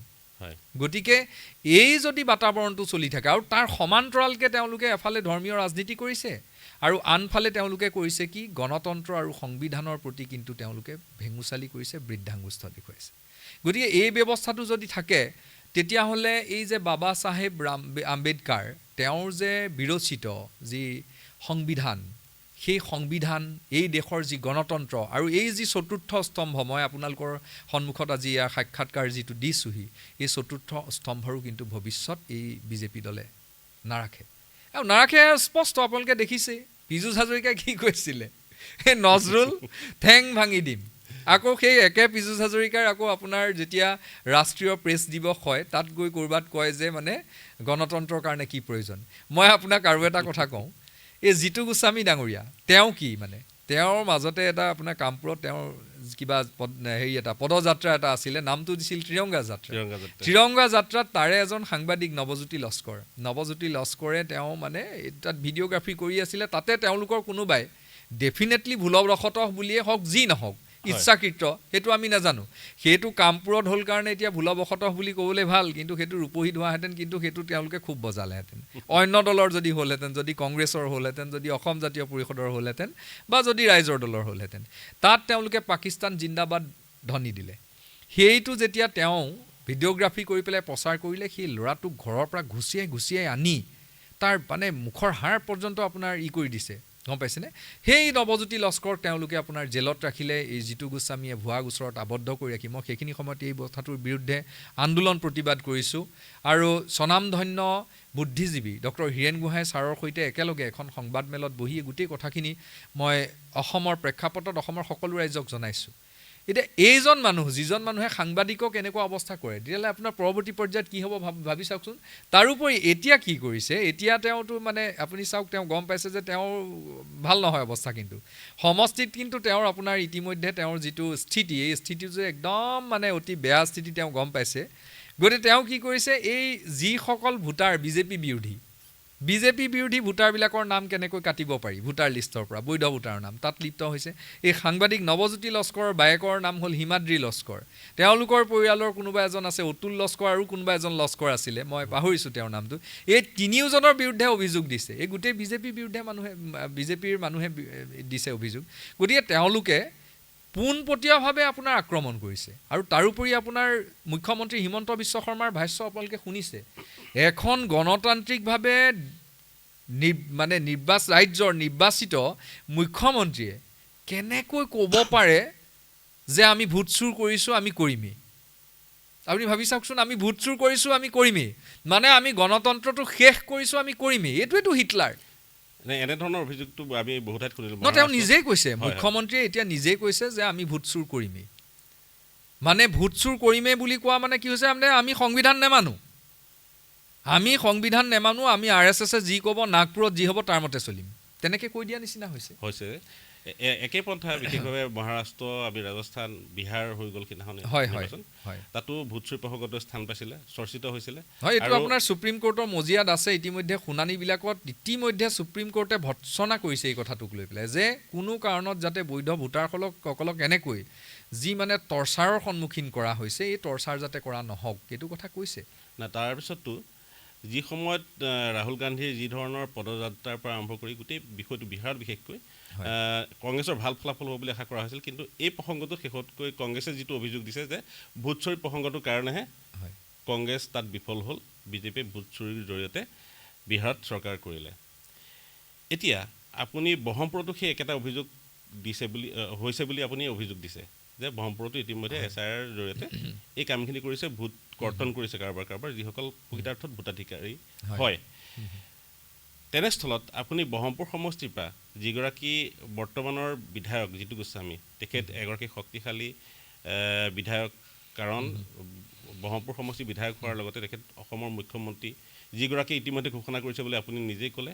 হয় সেই মুখ্যমন্ত্ৰীগৰাকী প্ৰবল প্ৰতাপী শক্তিশালী, তেখেতে কৰিব নোৱাৰা কাম খুব কমেই আছে, সকলোবোৰ কৰিব। তেখেতৰ সোঁহাত বা তেখেতৰ অতি ঘনিষ্ঠ এই শক্তিশালী মুখ্যমন্ত্ৰীগৰাকীৰ শক্তিশালী ঘনিষ্ঠ বিধায়কগৰাকীক আপুনি কেনেকৈ হৰুৱাম বুলি আশা কৰিব পাৰে? আপুনিও পঢ়িছিল এটা সাধু, ময়ো পঢ়িছিলোঁ। সাধু যদিও সেই সাধুটোত কিন্তু যথেষ্ট সাৰমৰ্ম আছিলে। এই ডেভিড আৰু গুলিয়াথৰ সাধুটো হয়, আপুনি পঢ়িছিলে? বুজিছোঁ। তাত গুলিয়াথ শক্তিশালী, দৈত্যকায়, ওখ। সেই মানুহজনক ডেভিডে গুলটিৰ পৰা আপোনাৰ এটা বাটলু গুটি দি পেলাই মাৰিছিলে। গুটিয়ে চাওক, সেই ডেভিডৰ যিপাত কেটেপা, সেই কেটেপা পাত মোৰ হাতত আজিৰ তাৰিখত মই আছে বুলি ভাবোঁ, কাৰণ সেই কেটেপাত পাতেই হৈছে ব্ৰহ্মপুৰ সমষ্টিৰ জনসমষ্টি। এই জনসমষ্টি আৰু বিশেষকৈ যুৱ নেতৃত্ব, যুৱ চামটো মোৰ লগত আছে। মই নিজেও যুৱক আৰু এই গোটেই যুৱ চাম মোৰ লগত আছে, আৰু মই একদম স্পষ্টভাৱে অতি বিশ্বাসী। আপুনি জানে যে অসমৰ এতিয়া বৰ্তমান মানে গোটেই যিটো মিডিয়ান এইজটো, সেইটো মানে 23 ইয়াৰ্ছৰ তলত। গতিকে গোটেই যুৱকসকল মানে এতিয়া ভৰ্তি হৈ আছে, মানে ইয়থ এইজ এতিয়া অসমৰ। তো এইসকলে নিশ্চয়কৈ মানে এনেকুৱা যিবিলাক চিন্তাৰ চৰ্চা, এনেকুৱা দমন, তাৰ বিৰুদ্ধে উত্তৰ দিব। আৰু এইবাৰ গুলিয়াথ পৰাজিত হ'ব, এইটো খাটাং। জেনজি সমৰ্থন পাব। হয় হয় হয়। ব্ৰহ্মপুৰ সমষ্টিত আশা কৰোঁ আপুনি আপোনাৰ দক্ষতাৰে, আপোনাৰ বিচক্ষণতাৰে আপোনাৰ যিখিনি ইছ্যু আছে, সেই ইছ্যুসমূহ ৰাইজৰ মাজলৈ আনি ব্ৰহ্মপুৰ সমষ্টিৰ ৰাইজক আপুনি আকৰ্ষিত কৰিব পাৰিব বুলি আমি আশাবাদী।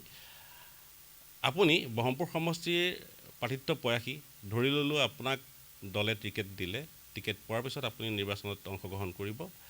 জয়ী হোৱাৰ পিছত আপোনাৰ প্ৰথম কাম কি হ'ব বুলি আপুনি অনুভৱ কৰে, বা ব্ৰহ্মপুৰক লৈ আপোনাৰ সপোন কি?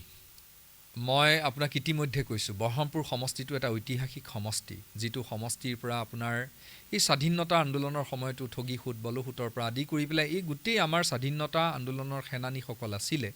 গতিকে এই যিটো আচলতে সংগ্ৰামী এটা সমষ্টি, এই যিটো সমষ্টি এটা সময়ত কেহু হাজৰিকাৰ নিচিনা মানুহে প্ৰতিনিধিত্ব কৰিছিল, যাক কোৱা হয় যে সঁচা কথা ক'লেই কেহু কমিউনিষ্ট।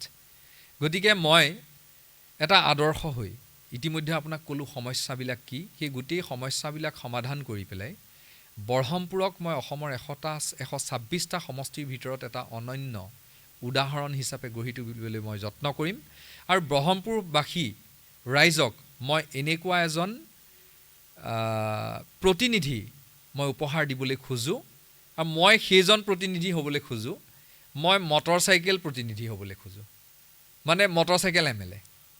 মানে মই মটৰচাইকেলত যাতে মানুহক লৈ ঘূৰিব পাৰোঁ, মই যাতে আপোনাৰ মানুহে মানে বিচাৰিলে যাতে উপস্থিত হোৱা এজন মানুহ হ'ব পাৰোঁ। আৰু যেনেকৈ বিপ্লৱীসকলে এটা সময়ত গোটেই বিভিন্ন ঠাই ঘূৰি একোটা অঞ্চলৰ পৰিৱৰ্তন কৰিছিল, এখন দেশৰ সামগ্ৰিক উন্নয়নৰ কাৰণে কাম কৰিছিল, গতিকে মই সেই উদাহৰণ হ'ব খোজোঁ। আৰু মই আৰু এটা উদাহৰণ সৃষ্টি কৰিবলৈ খোজোঁ, সেইটো মোৰ সপোন, যে ব্ৰহ্মপুৰ সমষ্টিত কোনোবা এজন মানুহে প্ৰতিনিধিত্ব কৰিছিল, যিজন মানুহ এটা সময়ততো সকলোৱে অৱসৰ কৰিব।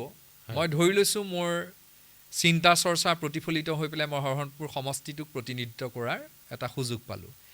এই অৱসৰী বিধায়কজনে বাপেকে সজা ঘৰটোতে যাতে থাকিব পাৰোঁ, আৰু সেই যেনেকৈ এটা সময়ত আমাৰ যিসকল মানে শ্ৰদ্ধাৰ যিসকল ব্যক্তি, তেওঁলোকে যেনেকৈ ৰিটায়াৰমেণ্ট কৰাৰ পাছত এটা দলৰ পৰা এৰি, এটা কাৰ্যালয় এৰি অহাৰ পাছত যেতিয়া তেওঁলোকৰ হাতত 10,000 টকা লৈ উলটি আহে, মই তেনেকুৱা এটা উদাহৰণ হ'বলৈ খোজোঁ। ভাল লাগিল আপোনাৰ সপোনটো শুনি, আপুনি সফল হওক। কিন্তু কথাটো হৈছে ব্ৰহ্মপুৰ সমষ্টিৰ বৰ্তমানৰ যিগৰাকী বিধায়ক জিতু গোস্বামীয়ে সেই একেটা সপোনকে দেখিছিল, যে ব্ৰহ্মপুৰখনক অসমৰ ভিতৰত জাকত জিলিকা সমষ্টি কৰি তুলিম, আৰু সেইভাৱে তেখেতে প্ৰয়াস কৰিছে বুলি বিভিন্ন সভাত বা তেখেতে নিজ মুখে স্বীকাৰ কৰিছে। আৰু ইতিমধ্যে উন্নয়নৰ এটা সাংঘাতিক জোৱাৰ আনিছোঁ বুলি তেখেতে দাবী কৰে, আৰু তেখেতসকলৰ অনুগামীসকলেও সেই একেটা কথাকে কয়, আৰু আমি দেখিছোঁ বহু পৰিৱৰ্তন হৈছে, কৰিছোঁ কিছু কাম।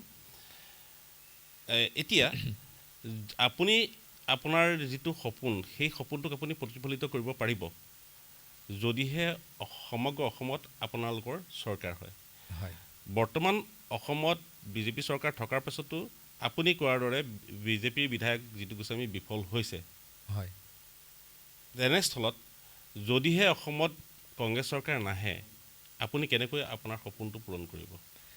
প্ৰথম কথা হ'ল এইবাৰ আমাৰ যে জয়লাভ হ'ব, আমাৰ মানে মই অসমৰ ৰাইজৰ কৈছোঁ দেই, অসম আৰু অসমীয়া জাতিটোৱে এইবাৰ যিখন যুঁজত অৱতীৰ্ণ হ'ব, আপুনি আৰম্ভণিতে আপুনি নিজেও উল্লেখ কৰিছিলে, সেই যুঁজখনত অসম আৰু অসমীয়া জাতিটোৱে জয়লাভ কৰিব।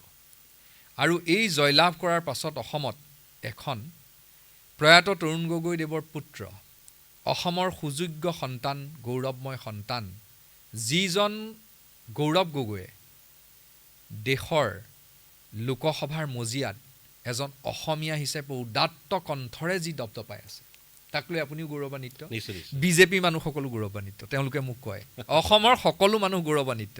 মুখ্যমন্ত্ৰীয়েও ভিতৰি ভিতৰি ভাবে তেওঁৰ পুতেক নন্দিল বিশ্ব শৰ্মা কেতিয়াবা গৌৰৱ গগৈৰ নিচিনা হ'লে বেয়া নহ'ব। গতিকে তেওঁৰ নেতৃত্বত এখন চৰকাৰ হ'ব যে খাটাং। গতিকে সেই চৰকাৰখন যেতিয়া হ'ব, নিষ্কলংক পিতৃ তৰুণ গগৈৰ দৰে তেওঁ এক উদাহৰণ সৃষ্টি কৰিব।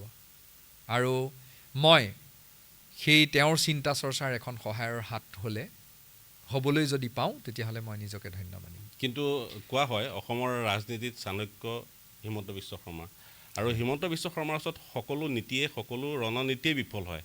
কাৰণ বিৰোধী আগতে যিমান সক্ৰিয় আমি দেখিছোঁ, হয় সক্ৰিয় হোৱাৰ পিছতো বিভিন্ন ধৰণৰ আঁচনিৰ পাছতো, আন্দোলনৰ পাছতো মুখ্যমন্ত্ৰীয়ে সকলো আন্দোলন, সকলো ধৰণৰ ৰণনীতিক বিফল কৰি পেলায়। ডক্টৰ হিমন্ত বিশ্ব শৰ্মা মুখ্যমন্ত্ৰী হৈ থকাৰ পাছত তেখেতে এই নিৰ্বাচনটোত পূৰ্ণ সাহসেৰে আৰু পূৰ্ণ ক্ষমতাৰ শক্তিশালী ৰূপত তেখেত অৱতীৰ্ণ হ'ব। তেনেস্থলত আপোনালোকে গৌৰৱ গগৈক লৈ কিমান দূৰ আশাবাদী যে সঁচাকৈয়ে গৌৰৱ গগৈয়ে অসমৰ বিচক্ষণ, বাকচাতুৰ্য, অতি দক্ষ মুখ্যমন্ত্ৰীগৰাকীক পিছ পেলাব পাৰিব? মানে এই কথাটো এনেকুৱা ধৰণৰ, মানে চাওক, মই যিটো বিশ্বাস কৰোঁ, আই বিলিভ ইন অনেষ্টি উইথ এক্সেলেঞ্চি। অনেষ্টিও লাগিব, এক্সেলেঞ্চিও লাগিব, দুইটা সমান্তৰালকৈ লাগিব। আজিৰ তাৰিখত মুখ্যমন্ত্ৰীৰ যিটো বিচক্ষণতাৰ কথা কোৱা হয়, হিমন্ত বিশ্ব শৰ্মা বিচক্ষণ, কিন্তু কিহত বিচক্ষণ?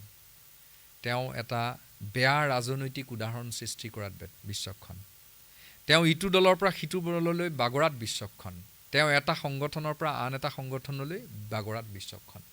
গতিকে এই হিমন্ত বিশ্ব শৰ্মা, তেওঁ যিমানেই বিচক্ষণ নহওক, যিয়েই নহওক, অসমৰ ৰাইজে এতিয়া একদম প্ৰতিনিয়ত চাই আছে, অধ্যয়ন কৰিছে, সাধাৰণ মানুহৰ পৰা একেবাৰে বয়োজ্যেষ্ঠলৈকে অধ্যয়ন কৰিছে। ব্যক্তিত্ব এফালে হ'ল গৌৰৱ গগৈ, আনফালে হ'ল এই হিমন্ত বিশ্ব শৰ্মাৰ যিটো কথা বতৰা, তেওঁৰ যি আগ্ৰাসী মনোভাৱ, আৰু অনবৰত একদম আক্ৰমণাত্মক আৰু অতি চেলেপু কথা ক'বলৈ লৈছে। কিন্তু আপুনি নিজেই জানে, সকলোৱে জানে ৰাইজে। গতিকে এই যিটো তুলনা, সেই তুলনাত কিন্তু গৌৰৱ গগৈ বহু ওপৰত আছে। কিন্তু গৌৰৱ গগৈকে ইতিমধ্যে কংগ্ৰেছৰ বিশেষভাৱে পাকিস্তানী এজেণ্ট বুলি প্ৰতিপন্ন কৰি থৈছে। সেইটো চাওক, মানে কথা হ'ল, যিদিনাখন তেওঁ প্ৰথমবাৰ 10 ছেপ্টেম্বৰৰ দিনাখন তেওঁ কৈছিলে যে গৌৰৱ গগৈৰ বিৰুদ্ধে যি চাৰ্জশ্বিট, প্ৰতিবেদন তেওঁলোকে দাখিল কৰিম বুলি কৈছিলে, SIT প্ৰতিবেদন। এতিয়া এই SIT, স্পেচিয়েল ইনভেষ্টিগেটিং টিম, এই টিমবিলাক আচলতে তেওঁৰ এটা স্পেচিয়েল টেকটিক, অন্য কথা একো নাই। এতিয়া সেই 10 ছেপ্টেম্বৰৰ দিনাখন তেওঁ একো কৰিব নোৱাৰিলে, অথচ সেইদিনাখনেই মই নিজে ৰাজীৱ ভৱনত সভাপতি গৌৰৱ গগৈ ডাঙৰীয়াৰ উপস্থিতিত মই তাতে যোগদান কৰিছিলোঁ, আৰু সেইদিনাখন আমি সকলো একেলগে বিহু মাৰিছোঁ। তাৰপাছত 10 ছেপ্টেম্বৰ গ'ল, 10 অক্টোবৰ আমি পাৰ কৰিলোঁ, 10 নৱেম্বৰ গ'ল, 10 ডিচেম্বৰ গ'ল, 10 জানুৱাৰী গ'ল। কেইমাহ হ'ল আপোনাৰ? এতিয়া 5 মাহ গ'ল। ইয়াৰ পাছত আপোনাৰ এতিয়া 8 ফেব্ৰুৱাৰীৰ কথা কৈছে ন, তেওঁ 8 ফেব্ৰুৱাৰীৰ কথা কৈছে বোলে। আপুনি ইটোৰ পাছত সিটো তাৰিখ, মানে এই যে তাৰিখ পে তাৰিখ, এই ইয়াৰ পাছতে গৈ যাব। এইটো মানে এটা মানুহে সকলোৱে ইতিমধ্যে গম পাইছে, তেওঁৰ একো নাই হাতত এতিয়া। উন্নয়নৰ কথা নাই, গোটেই উন্নয়ন তেওঁৰ পৰিয়ালৰ উন্নয়ন। মাটি সম্পত্তিৰ কথা নাই, ৰাইজৰ মাটি তেওঁলোকে দখল কৰিছে। আমাৰ জনজাতীয় কাৰ্বিসকলৰ, তিৱাসকলৰ মাটি তেওঁলোকে আপোনাৰ বহিৰাগত বনিয়াসকলক দিছে আৰু নিজে দখল কৰিছে ইখনৰ পাছত সিখন চাহ বাগিচা। এয়াৰোতো ক'বই নালাগে, সকলোৱে জানে শ শ বিঘা মাটি। গতিকে তাৰ বিপৰীতে তেওঁ ৰাইজক দেখুৱাবলৈ যিহেতু উন্নয়নৰ ছবি এখন প্ৰকৃত নাই, গতিকে তেওঁৰ হাতত এতিয়া ইছ্যু একো নাই, কৰিব কি? সেই কৰিবলৈ নাই একো কৰে হেকু হেকু নিচিনা। তেওঁ শেষত গৈ পেলাই এনেকুৱা ধৰণৰ কিছুমান কামত লিপ্ত হৈছে, যিটো অসমৰ ৰাইজে ইতিমধ্যে এইটো বস্তুৰ ওপৰত গুৰুত্বহীন যে কথা, সেইটো অসমৰ ৰাইজে গম পাইছে। কিন্তু প্ৰচাৰমুখী আৰু প্ৰচাৰমুখী স্বভাৱৰ কাৰণে বা তেখেতসকলৰ কৰ্মদক্ষতাৰ কাৰণে ইতিমধ্যে সাধাৰণ শ্ৰেণীৰ যি ভোটাৰ, সেই ভোটাৰসকলক এই কথাবিলাকত পতিয়ন নিয়ে আৰু সাধাৰণ ভোটাৰসকলৰ ওপৰত এই কথাবিলাকে বৰ বেছি প্ৰভাৱিত কৰে। এতিয়া সাধাৰণ শ্ৰেণীৰ মানুহে যদি গম পায়, প্ৰথম কথা হ'ল সকলোৱে গম পায়। এতিয়া আপুনি চাওক, যদি মোৰ ওপৰতে মই যদি পাকিস্তানৰ লগত মোৰ সম্পৰ্ক আছে, আজি অলপ দিনৰ আগত তেজপুৰৰ কোনোবা এজন আপোনাৰ আপোনাৰ সেনাবাহিনীৰ আপোনাৰ অৱসৰপ্ৰাপ্ত বিষয়া, তেখেতক গ্ৰেপ্তাৰ কৰিছিল। কি কাৰণে? যে তেওঁৰ পাকিস্তানৰ লগত কিবা চোৰাংচোৱাৰ লগত লিংক আছে। এতিয়া আমাৰ এওঁলোকে কয়, কি কয়, মোৰ আহি উঠে এইটো কথা ক'বলৈ গ'লে, যে মানে গৌৰৱ গগৈ তেওঁ আমাৰ বিৰোধী দলৰ উপদলপতি, যিজন মানুহৰ মিটিং চাই তেওঁ এনেকৈ চাই থাকে যে কাৰ্বি আংলঙত মানুহ কিমান হৈছে, ইমান হৈছে, যে আমাৰ হেৰিত মানুহ কিমান হৈছে, বিশ্বনাথ চাৰিআলিত কিমান হৈছে, ইমান হৈছে, ৰঙিয়াত কিমান হৈছে, ইমান মানুহ হৈছে। এইবিলাক চাই তেওঁ নিজে, বঙাইগাঁৱত মানুহ কিমান হৈছে, এইবিলাক যেতিয়া চাই নিজে তেওঁ শংকিত হয়। শংকিত হোৱাৰ পাছত এইবিলাক তেওঁ আবুল তাবুল কথা, আৰু সেইকাৰণেই মানুহেতো এইবিলাক কথা বিশ্বাস নকৰে। মানুহে জানেই যে যদি গৌৰৱ গগৈ তেনেকুৱা হ'লহেঁতেন, প্ৰথম কথা হ'ল গৌৰৱ গগৈৰ ওপৰত আপোনাৰ কিমান কি কৰি পেলাই ইমিডিয়েটলি এৰেষ্ট কৰিলেহেঁতেন। এতিয়া যদি আমাৰ দেশখনৰ এটা আপোনাৰ গৃহ বিভাগ আছে, গতিকে সেই গৃহ বিভাগৰ দায়িত্বত থকা মন্ত্ৰীজনে হৈছে অমিত শ্বাহ। গতিকে অমিত শ্বাহে কি বহি থাকিলেহেঁতেন নেকি গৌৰৱ গগৈৰ যদি তেনেকুৱা, যিজন মানুহক তেওঁ আটাইতকৈ ভয় কৰে, শয়নৰ সপোনে এইটোৱে দেখে। গতিকে সেই মানুহজনকতো তেওঁ আগতীয়াকৈ ধৰাই নিলেহেঁতেন। এইটো মানুহে সকলোৱে গম পাইছে, এইটো এটা তেওঁলোকৰ মানে এইটো যে এটা শ্ব'বাজি, এইটো যে আচলতে ভেলকিবাজি এটা, এইটো বস্তু প্ৰমাণিত হৈ গ'ল। তেওঁলোকৰ হাতত এতিয়া একো নাই, গতিকে এফালে হ'ল এইটো আৰু ইফালে হ'ল মানে মিয়া চিঞৰি থাকিব। কিন্তু আপুনি চাব, গোটেই কণ্ট্ৰেক্ট কৰাৰ পৰা আদি কৰি পেলাই তেওঁৰ লগত যিবিলাক দুৰ্নীতিৰ সহযোগী, গোটেই আপোনাৰ সেইবিলাক চুপাৰী যিবিলাক চিণ্ডিকেট আছে, চিণ্ডিকেটৰ যিবিলাক চৰ্দাৰ, এইবিলাক সকলোৰে লগত হিমন্ত বিশ্ব শৰ্মাৰ ভাল সম্পৰ্ক, উঠা বহা একেলগে। আপুনি চাব, মই আজি এখন ফটো দেখিছোঁ, এখন হেলিকপ্টাৰত হিমন্ত বিশ্ব শৰ্মা আৰু এজন, তেওঁলোকে মিয়া বুলি কয় কাৰণেহে, মই বাৰু জনগোষ্ঠী, এইটো মই মানে এটা গোষ্ঠী এটা, এই এজন মিয়া সম্প্ৰদায়ৰ মানুহক লগত লৈ পেলাই একেলগে কাজু বাদাম খাই আছে।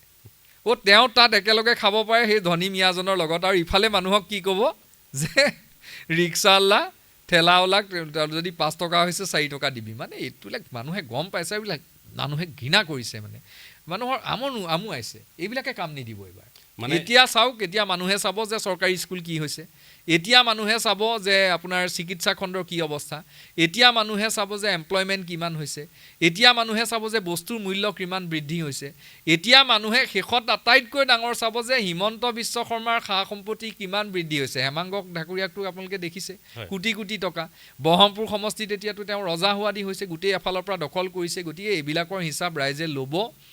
এই যে কোটি কোটি টকা যে তেওঁলোকে শৰাধ কৰিছে, সাধাৰণ মানুহক 1,32,000 টকা দি পেলাই তেওঁ কি কৰিছে, 2 বিঘাত এটা ঘৰ সাজিব। মুখ্যমন্ত্ৰীৰ আৱাস গৃহটো 2 বিঘা মাটিত, আপুনি ভাবি চাওকচোন, এটা ঘৰ 2 বিঘা মাটিত, য'ত আমাৰ মূৰৰ ওপৰত প্ৰায় 40-50,000 টকা ধাৰ লৈ আছোঁ। সেইখন অসমত আজি অলপ দিনৰ আগত তেওঁ 12 কোটি টকা দি পেলাই আপোনাৰ 3টা মানে মন্ত্ৰীৰ ঘৰ মিলাই পেলাই তেওঁ থাকিবলৈ গৈছে। মানে কি, তেওঁ কেনেধৰণৰ ৰজা? গতিকে এইবিলাকৰ উত্তৰ অসমৰ ৰাইজে একেবাৰে দিব।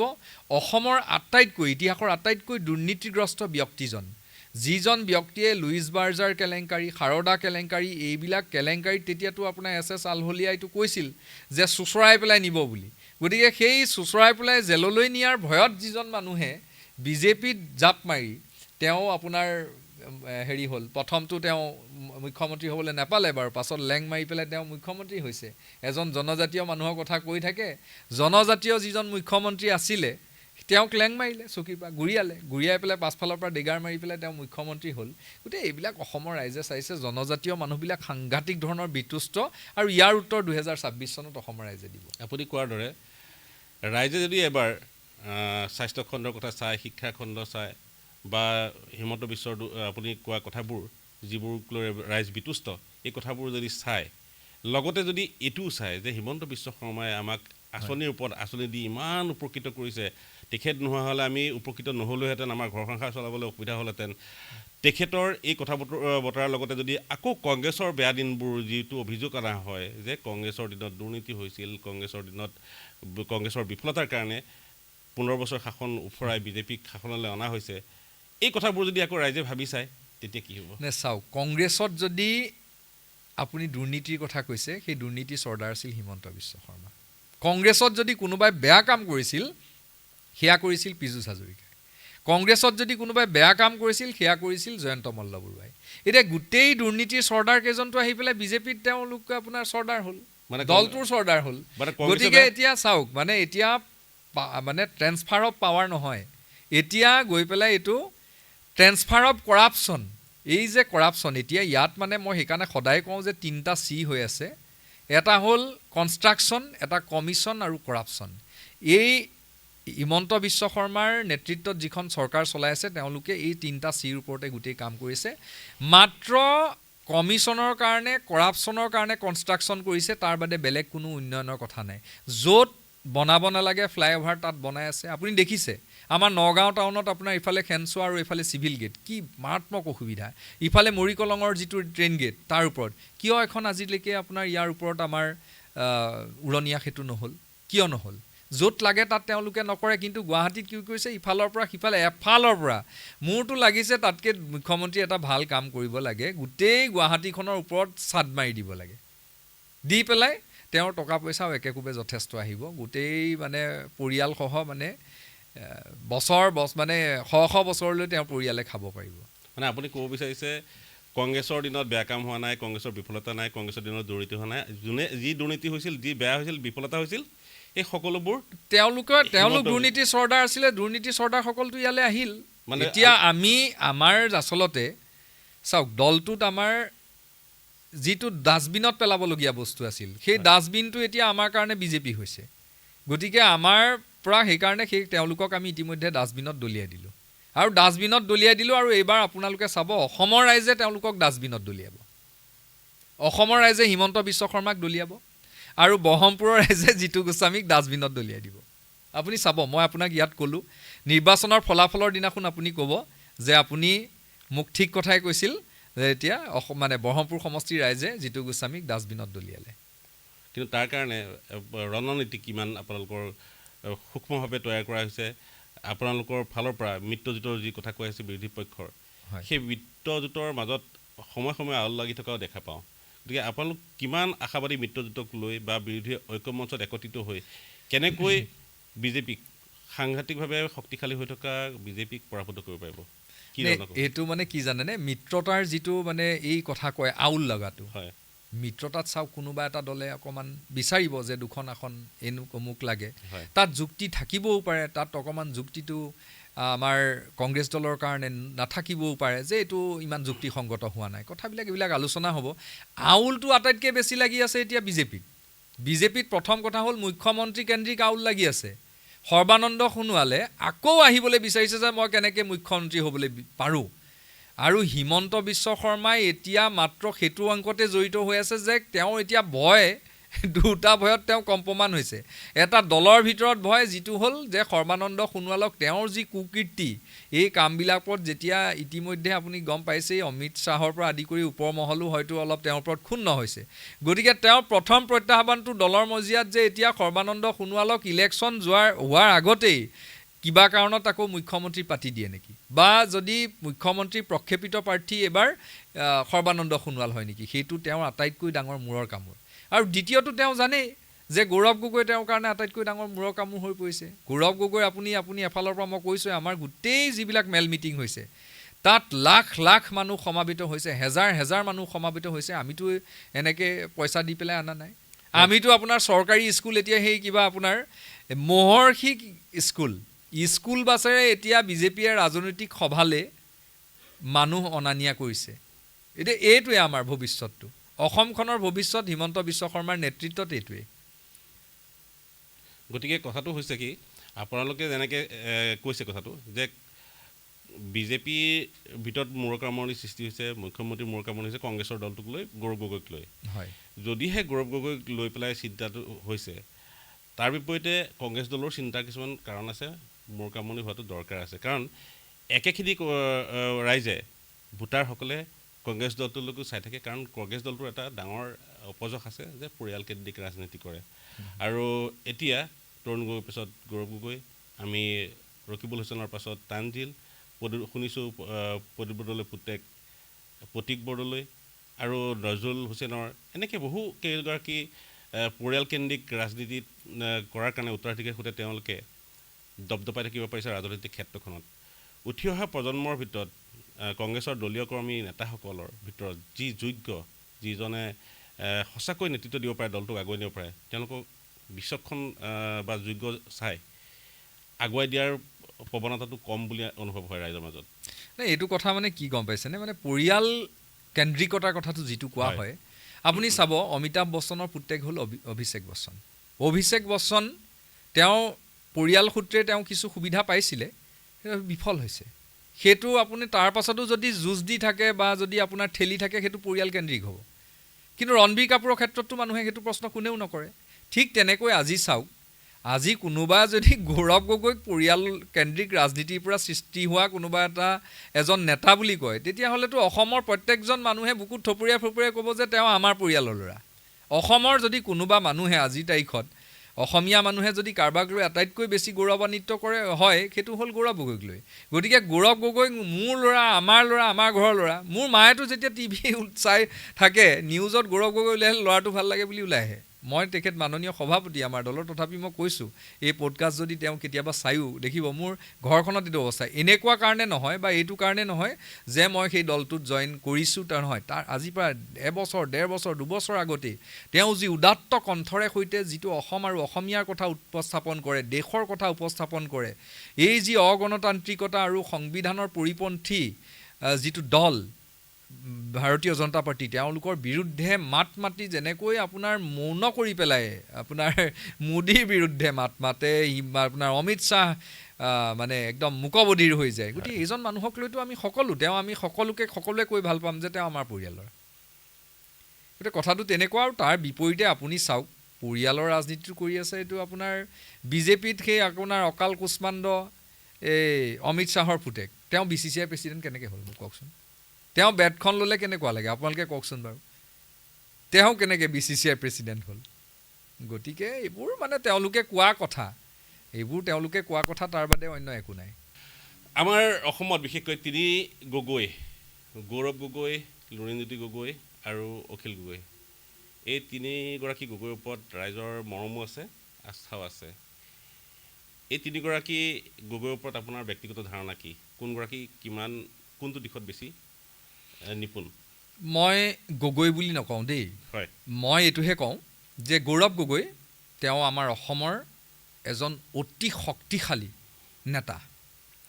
আৰু তাৰ পাছতে আপুনি লুৰিণজ্যোতি গগৈৰ কথা যদি কয়, তেতিয়াহ'লে অসম আন্দোলনৰ পাছত এই সদৌ অসম ছাত্ৰ সন্থাৰ মজিয়াৰ পৰা কোনোবা ব্যক্তিয়ে যদি খুব ভালকৈ বলিষ্ঠভাৱে অসমীয়া জাতিটোক নেতৃত্ব দিম বুলি আহিছে, আঞ্চলিকতাবাদৰ ধ্বজা উৰুৱাই, তেতিয়াহ'লে সেইজন হ'ল লুৰিণজ্যোতি গগৈ। আৰু তাৰ পাছত খাটি খোৱা মানুহৰ সংগ্ৰামৰ থলীখনক প্ৰতিনিধিত্ব কৰি প্ৰতিটো কথা কৈ, প্ৰতিটো কথাত মাত মাতি পেলাই অসমৰ ৰাইজক ধৰ্ম নিৰপেক্ষহীনভাৱে যদি একত্ৰিত কোনোবা কৰিবলৈ খুজিছে, তেতিয়াহ'লে অখিল গগৈ। গতিকে এই গৌৰৱ, লুৰিণ, অখিল গগৈটো মই বাদ দিছোঁ। এওঁলোক এই তিনিজন যে গৌৰৱ গগৈ ডাঙৰীয়া, লুৰিণজ্যোতি গগৈ ডাঙৰীয়া আৰু অখিল গগৈ ডাঙৰীয়া, এই তিনিজন তিনিটা ধৰণৰ সাংঘাতিক শক্তিশালী মেৰু, যি তিনিটা শক্তি একত্ৰিত হোৱাৰ পাছত এই যে একত্ৰিত হৈছে, আমি যে একত্ৰিতভাৱে এতিয়া আমি ধৰক নিৰ্বাচনত প্ৰতিদ্বন্দ্বিতা কৰিম, খুব আশাবাদী আমি। গতিকে এই শক্তি অপৰাজেয়, এই শক্তিক কোনো কাৰণত কোনেও পৰাজিত কৰিব নোৱাৰিব।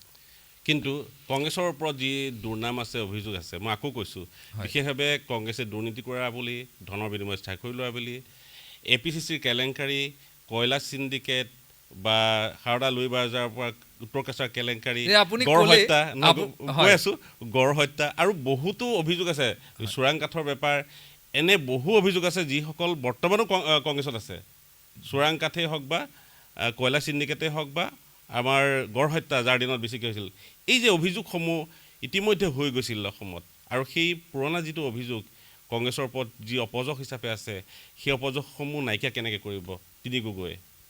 নহয়, প্ৰথম চাওক, এই যিবিলাক অভিযোগ, এই অভিযোগতহে আছে। ইয়াততো কোনেও কাৰো ওপৰত কেছ দিয়া নাই।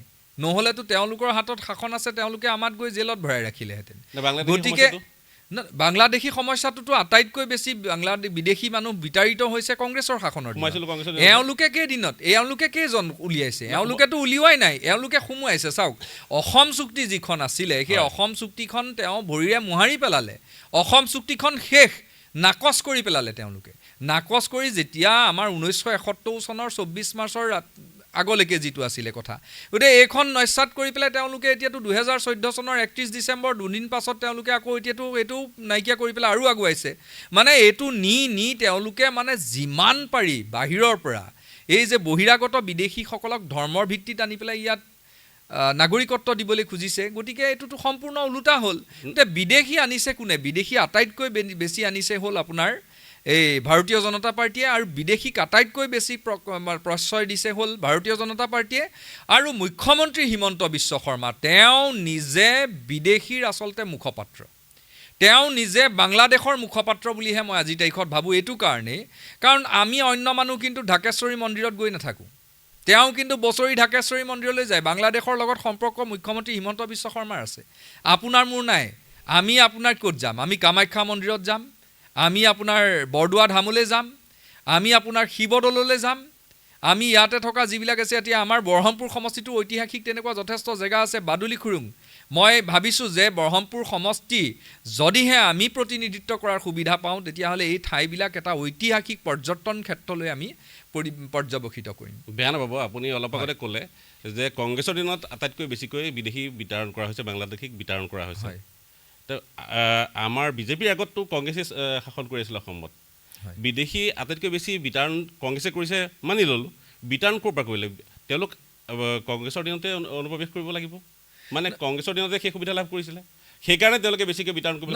মানুহ আহিছে বিদেশী। চাওক, প্ৰব্ৰজন এনেকুৱা এটা প্ৰক্ৰিয়া যে আমাৰ গোটেই ধৰক বৰ্ডাৰটো এইটো এটা ক্ৰমান্বয়ভাৱে কৈ আছে, এতিয়াও কিন্তু উন্মুক্ত ঠাই আছে, তাত দি মানুহ আহে। আজি আমেৰিকাৰ নিচিনা দেশলৈও কিন্তু আপোনাৰ অবৈধ প্ৰব্ৰজন হৈছে। গতিকে প্ৰব্ৰজন ক'ৰবাত নহয় ক'ৰবাত হৈছে, কিন্তু ৰুধিবলৈ তাৰ যিটো উপায় আছে, সেই উপায়বিলাক কোনটো পৰ্যায়ত কৰা হৈছে?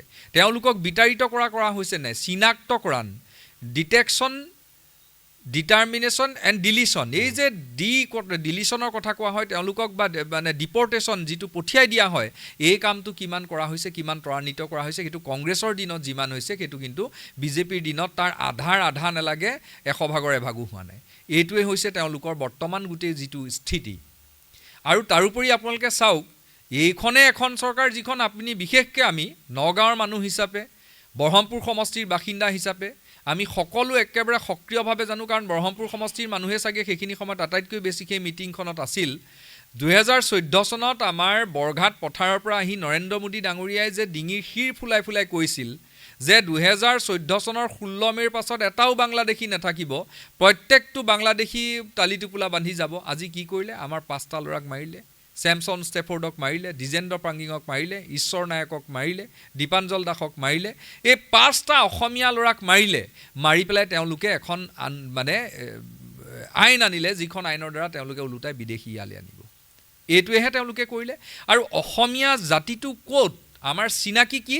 এই যে পঞ্চশ্বহীদ তেওঁলোক শ্বহীদ হ'ল, তেওঁলোকৰ নামকেইটাই হ'ল অসমীয়া জাতিটোৰ পৰিচয়।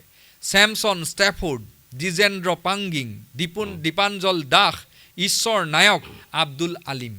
এই যে 5জন মানুহৰ মই নাম ক'লোঁ, এই 5জন মানুহেই আমাৰ অসমীয়া জাতিটোক, এই যে ধৰ্ম নিৰপেক্ষতাটো আমাৰ, এই যে আপোনাৰ উদাৰ চিন্তাধাৰাটোক প্ৰতিনিধিত্ব কৰে। IMDT আইনৰ ওপৰত আপোনাৰ অভিমত কি? IMDT আইনটো কংগ্ৰেছৰ দিনতে নাই, সেইখন বাতিল কৰা হৈছে, তাৰ ওপৰতে বাতিল হ'ল। আইনত ক'ৰবাত কেতিয়াবা খুৰুঙা থাকে, কিবা থাকে, বাতিল হ'ল। বাতিল হোৱাৰ পাছত আমি এজন আপোনাৰ হেৰিও পালোঁ, সেই বাতিলকৰণৰ ওপৰতে যিজন মানুহ গৈ পেলাই একদম পূৰা ঢোলে ডগৰে তেওঁক গৈ পেলাই নেতা বনাই সৰ্বানন্দ সোণোৱালক মুখ্যমন্ত্ৰী পাতিলে অসমৰ ৰাইজে, কি পালোঁ? সৰ্বানন্দ সোণোৱালৰ দিনতেতো কাখন গৃহীত হ'ল, তেওঁৰ দিনতে এই 5জনক মাৰিলে। হিমন্ত বিশ্ব শৰ্মাই বুদ্ধি কৰি মাৰি তেওঁক পাছফালৰ পৰা তেওঁকো ডেগাৰ মাৰি তেওঁ মুখ্যমন্ত্ৰী হ'ল নে কি হ'ল বেলেগ কথা, কিন্তু মাৰিলেতো তেওঁ, নহয় জানো? বাৰু আপুনি আপোনাৰ ফালৰ পৰা যুক্তিসমূহ আগবঢ়াইছে, পাকে প্ৰকাৰে আপুনি যুক্তিৰে খণ্ডন কৰিছে কথাসমূহ। লগতে এই কথাটো মানিব লাগিব, বিজেপিয়ে খুব ভাল কাম কিছুমান কৰিছে। বিজেপিৰ ভাল কামৰ বা ভাল আঁচনিসমূহ, যাৰ জৰিয়তে স্বচ্ছৰ নিকা নিযুক্তি, ৰাস্তা ঘাটৰ উন্নয়ন বা এনে বহু আঁচনি যিসমূহ বিশেষকৈ মহিলাক উদ্যমিতা আঁচনি, ছাত্ৰ ছাত্ৰীসকলক যি উদগনিমূলক সা সুবিধাসমূহ দিছে, এই ধৰণৰ আঁচনিসমূহে বহু দুখীয়া শ্ৰেণীৰ লোকক উপকৃত কৰিছে। এই উপকৃত হোৱা লোকখিনিয়ে আপোনাৰ দৰে চিন্তা কৰা সেই প্ৰসংগসমূহক কিমান মূল্যায়ন কৰিব, তাৰ বিপৰীতে তেওঁলোকে যি ধৰণে লাভান্বিত হৈছে সেইসমূহক কিমান গুৰুত্ব দিব? এতিয়া চাওক, প্ৰথম কথা হ'ল যিটো মহিলা উদ্যমিতা আঁচনি, হয়, এই মহিলা উদ্যমিতা আঁচনিত তেওঁলোকে 10,000 টকা দিয়ে। কি হ'বলৈ? লাখপতি বাইদেউ হ'ব। আৰু মই আগেয়ে কৈছোঁ আপোনাক, জয়ন্ত মল্ল বৰুৱাৰ ঘৈণীয়েকে কিমান পায়? 50 লাখ টকাৰ ছাবচিডাইজ লোন পায়। কি হ'ব? সেইটো এটা উদ্যমিতা আঁচনি, সেইটো মন্ত্ৰীৰ পত্নীৰ উদ্যমিতা আঁচনি। মুখ্যমন্ত্ৰী হিমন্ত বিশ্ব শৰ্মাৰ ঘৈণীয়েকে কিমান পায়? 12 কোটি টকাৰ ছাবচিডাইজ লোন, সেইটো মুখ্যমন্ত্ৰী ঘৈণীয়েকৰ উদ্যমিতা। মানে আমাৰ সাধাৰণ মানুহক 10,000 দিব, তেওঁলোকে 12 কোটি ল'ব। আমাৰ সাধাৰণ মানুহক 10,000 দিব, তেওঁলোকে 50 লাখ ল'ব। গতিকে এইটোৰ দ্বাৰা আমাৰ মানুহৰ কি উপকৃত হ'ব? এইটো একেবাৰে জলজল পটপট। মানুহক কিছু আঁচনি লাগিব, কিছু সুবিধা আমাৰ কংগ্ৰেছ দলে সেই সময়তো দিছিল, বিভিন্ন আঁচনি আছিলে। গতিকে তাৰ সমান্তৰালকৈ যাতে এটা স্থায়ী পৰিকল্পনা থাকে, যি এটা স্থায়ী পৰিকল্পনা, তাৰ দ্বাৰা যাতে গোটেই মানুহখিনিৰ এটা উন্নয়ন হয়, সেই চিন্তা চৰ্চাও কিন্তু এটা দলে কৰিব লাগিব, এখন চৰকাৰে কৰিব লাগিব। এই চিন্তা আমি একেবাৰে দেখা নাই। মই যিটো দেখিছোঁ, যে মই বুলিয়ে নহয়, অসমৰ ৰাইজে এতিয়া দেখি আছে যে এফালৰ পৰা গোটেই সা সম্পত্তি কেনেকৈ মানে দখল কৰিব পাৰি। এফালে হ'ল মন্ত্ৰী আমোলাসকলে দখল কৰিছে, আৰু তাৰ বিপৰীতে তেওঁলোকে বহিৰাগত যিসকল ব্যৱসায়ী তেওঁলোকক আমাৰ দি দিবলৈ খুজিছে। গতিকে এইটোৰ বিৰুদ্ধে অসমৰ ৰাইজে কিন্তু ৰায়দান কৰিব, এইটো একদম স্পষ্ট।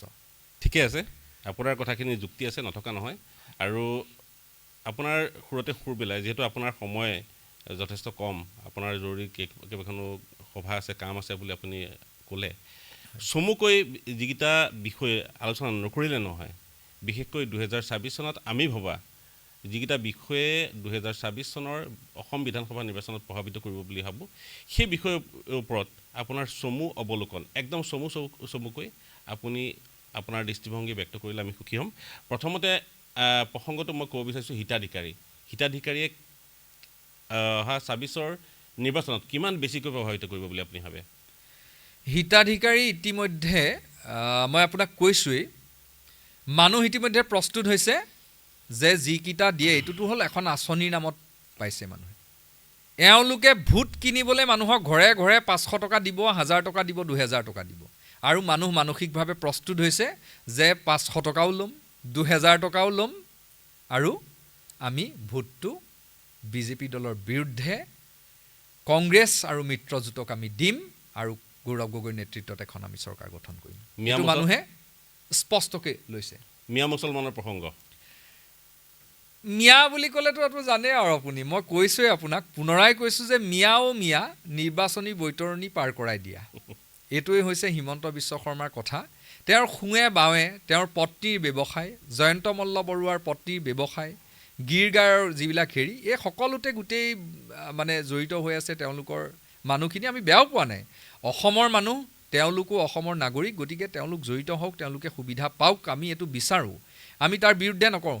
কিন্তু তেওঁ কথা হৈছে কি, এই গোটেই যিখিনি মানে আপোনাৰ ডাঙৰ ডাঙৰ কণ্ট্ৰেক্টৰ, এই মিয়া সম্প্ৰদায়ৰ, তেওঁলোকৰ লগত খুব ভাল সম্পৰ্ক, আৰু ওচৰত আহিছে সাধাৰণ আপোনাৰ যিখিনি মানুহ, যিখিনি মানে খাটি খোৱা মানুহ, এই মানুহখিনিৰ বিৰুদ্ধে তেওঁ ওচৰত আহিছে। ইয়াৰ উত্তৰ অসমৰ ৰাইজে দিব। আৰু এই শব্দটো যিটো আমি প্ৰায়ে মিয়া মিয়া কৈ থাকোঁ, এইটো বস্তুৱে অসমৰ ৰাইজক আমুৱাইছে, ইয়াৰ পৰা একো ফলাফল নধৰে।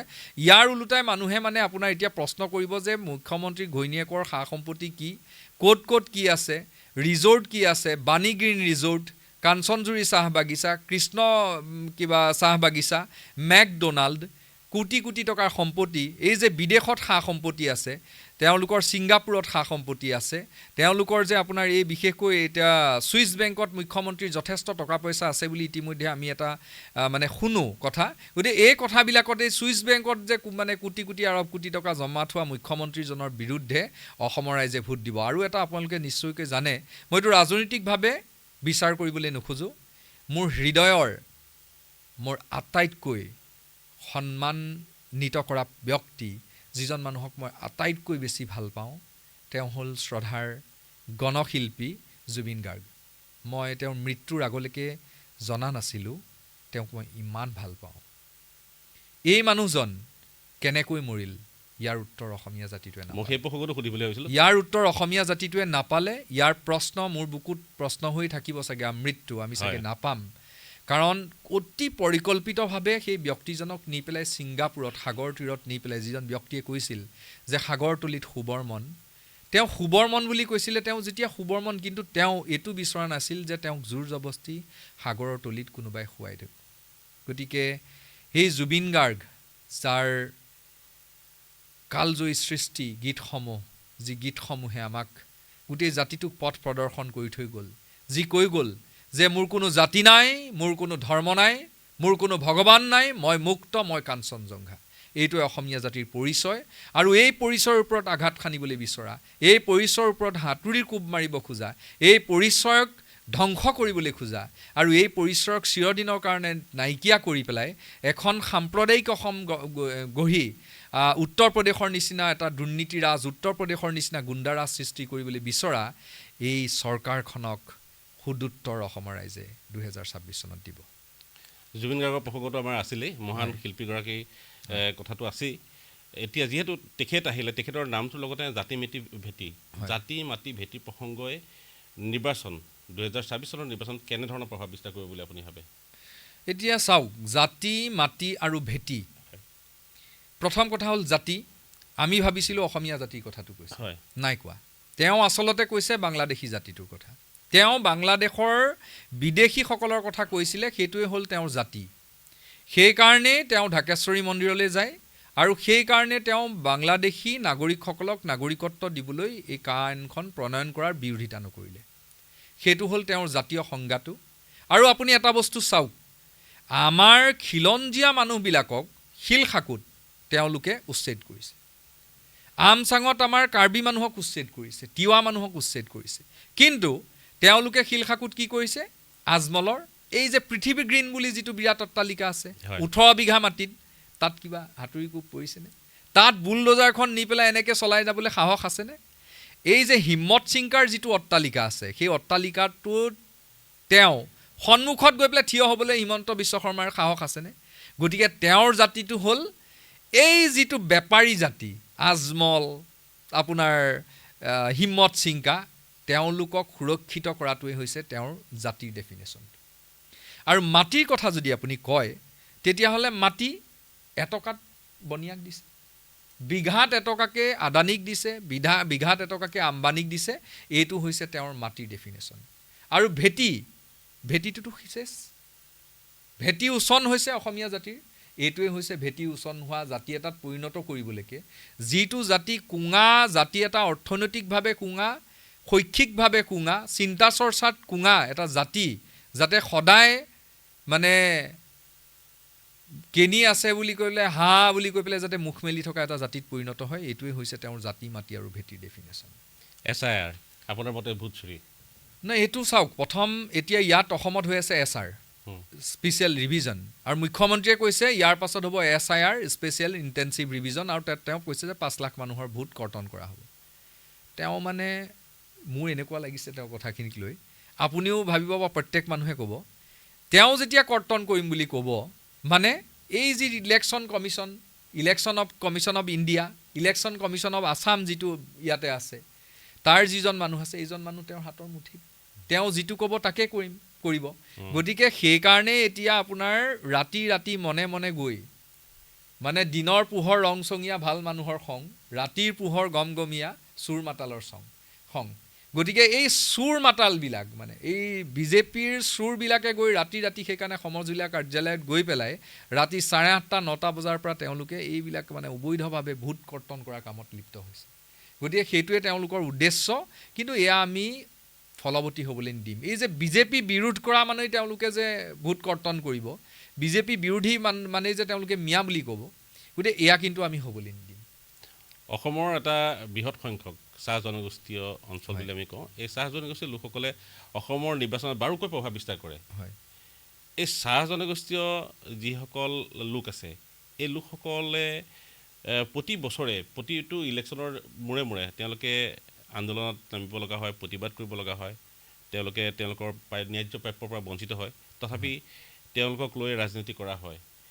এইবাৰ 2024 চনত চাহ জনগোষ্ঠীয় লোকসকলক লৈ আপোনালোকৰ দলটোৰ কেনেধৰণৰ আঁচনি আছে, বা নিৰ্বাচনত চাহ জনগোষ্ঠীয় লোকসকলৰ ভোটাৰে কেনেধৰণে প্ৰভাৱিত কৰিব? চাওক, চাহ জনগোষ্ঠীৰ লোকসকলক আটাইতকৈ বেছি ঠগিছে, চাহ জনগোষ্ঠীৰ লোকসকলক আটাইতকৈ বেছি টোপ দিছে। এই যে বৰশী বাওঁতে যে আমি কেঁচুডাল যে লগাই লওঁ এনেকৈ কেঁচুডালো মৰে, মাছটোও মৰে। ঠিক তেনেকৈ এতিয়া এওঁলোকে কি কৰিছে, এই যে মাটি দিয়াৰ টোপটো যে দেখুৱাইছে ভূমিপত্তন, কেতিয়া দিব? শেষত। 6 জনগোষ্ঠীৰ জনজাতিকৰণটো কেতিয়া হ'ব? শেষত, যেতিয়া সময় নাই আৰু নিৰ্বাচনলৈ সময় নাই, সেইখিনি সময়ত তেওঁলোকে এই ভেকু ভাওনাখন দেখুৱাইছে। গতিকে এওঁলোকক আটাইতকৈ বেছি ঠগিছে। আৰু মই এটা বস্তু বিশেষকৈ মই এই গোটেই চাহ জনগোষ্ঠীয় মানুহখিনিৰ মাজত মই একদম ওতঃপ্ৰোতভাৱে জড়িত, এই ঠাইবিলাকত মই দিনে ৰাতিয়ে ঘূৰি ফুৰা নিচিনা, আৰু মই এই ঠাইবিলাকত থাকি যিটো অনুভৱ কৰিছোঁ যে তেওঁলোকক পিছুৱাই ৰখা হৈছে।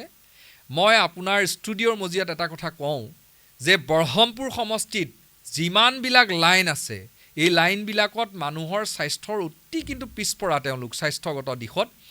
এই স্বাস্থ্যৰ দিশটো মই যদি সুবিধা পাওঁ, তেতিয়াহ'লে এই স্বাস্থ্যৰ দিশটোত মই আটাইতকৈ বেছি গুৰুত্ব দিম, শিক্ষাৰ দিশটোত আটাইতকৈ বেছি গুৰুত্ব দিম, যাতে এই এনেকুৱা ধৰণৰ টোপবিলাকত তেতিয়া যাতে তেওঁলোকে প্ৰশ্ন সুধিব পাৰে। আৰু আটাইতকৈ বেছি গুৰুত্ব দিম যাতে এই যে ঝুমৰ নন্দিনী বুলি কৈ পেলাই যে ল'ৰা ছোৱালীবিলাকক লৈ গৈছিল নচাবৰ কাৰণে, ঝুমুৰ নৃত্য কৰিবৰ কাৰণে, পাছত যে এইবিলাক গোটেই ভেকু ভাওনাত সৃষ্টি হৈছে, তাৰ পৰা যে তেওঁলোকে প্ৰকৃতাৰ্থত একো নাপায়, সেই প্ৰশ্নটো যাতে তেওঁলোকে কৰিব পাৰে।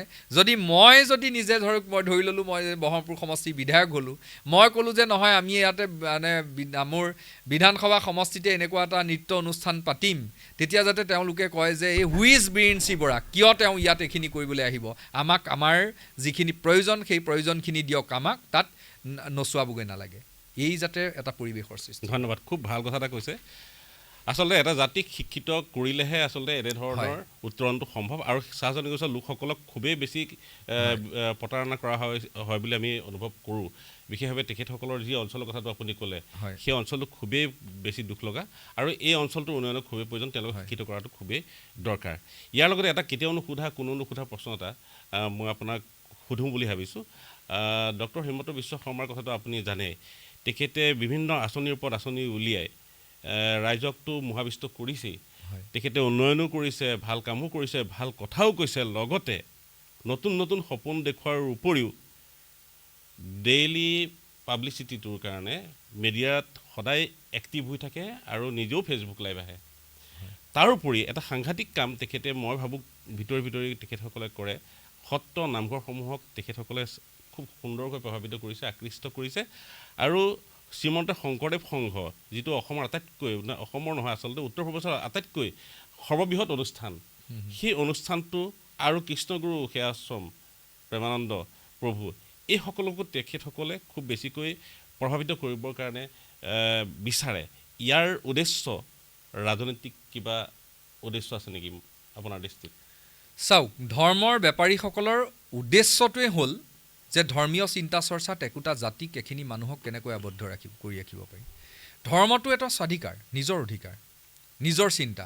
গতিকে এই মানুহখিনিক নিজা নিয়মত, নিজা চিন্তা চৰ্চাৰে তাত ধৰ্ম পালন কৰিবলৈ দিব লাগে, সকলো ধৰ্মক সমানে দিব লাগে। গতিকে এইবিলাকত গুৰুত্ব দিয়াতকৈ স্কুলত গুৰুত্ব দিয়ক, এইবিলাকত গুৰুত্ব দিয়াতকৈ, ধৰ্মৰ চিন্তাত গুৰুত্ব দিয়াতকৈ মোৰ বোধেৰে স্কুলত, বিদ্যালয়ত গুৰুত্ব দিব লাগে, পুথিভঁৰাল গঢ়ি তুলিব লাগে, চিকিৎসাৰ ব্যৱস্থা ভাল হ'ব লাগে, মানুহৰ জীৱনৰ মানদণ্ড উন্নত হ'ব লাগে, পথাৰসমূহ সুৰক্ষিত হ'ব লাগে, কৃষকসকলৰ কাৰণে জলসিঞ্চনৰ 12 মাহে ব্যৱস্থা কৰিব লাগে, পথাৰখন যাতে উভৈনদী হৈ থাকে, মানুহৰ ঘৰখন যাতে উভৈনদী হৈ থাকে, যাতে অকল জিতু গোস্বামী ঘৰতেই তেওঁৰ পুতেকে তেওঁৰ জীয়েকে যাতে মাখন আৰু ঘিউ খাবলৈ নাপায়, আমাৰ যাতে সন্তানেও, আমাৰ ল'ৰা ছোৱালীও যাতে মাখন কি, ঘিউ কি, এইবিলাক বস্তু যাতে চিনি পায়।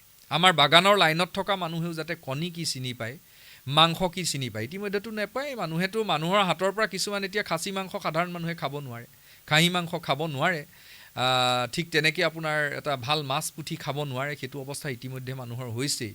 গতিকে মইতো তাকে ভাবোঁ যে এই যে ব্ৰইলাৰ মাংস, এইটো নোহোৱাহেঁতেনতো মানুহে খাবলৈ নাপালেহেঁতেন। মাংস কি বহু মানুহে বুজিয়ে নাপালেহেঁতেন।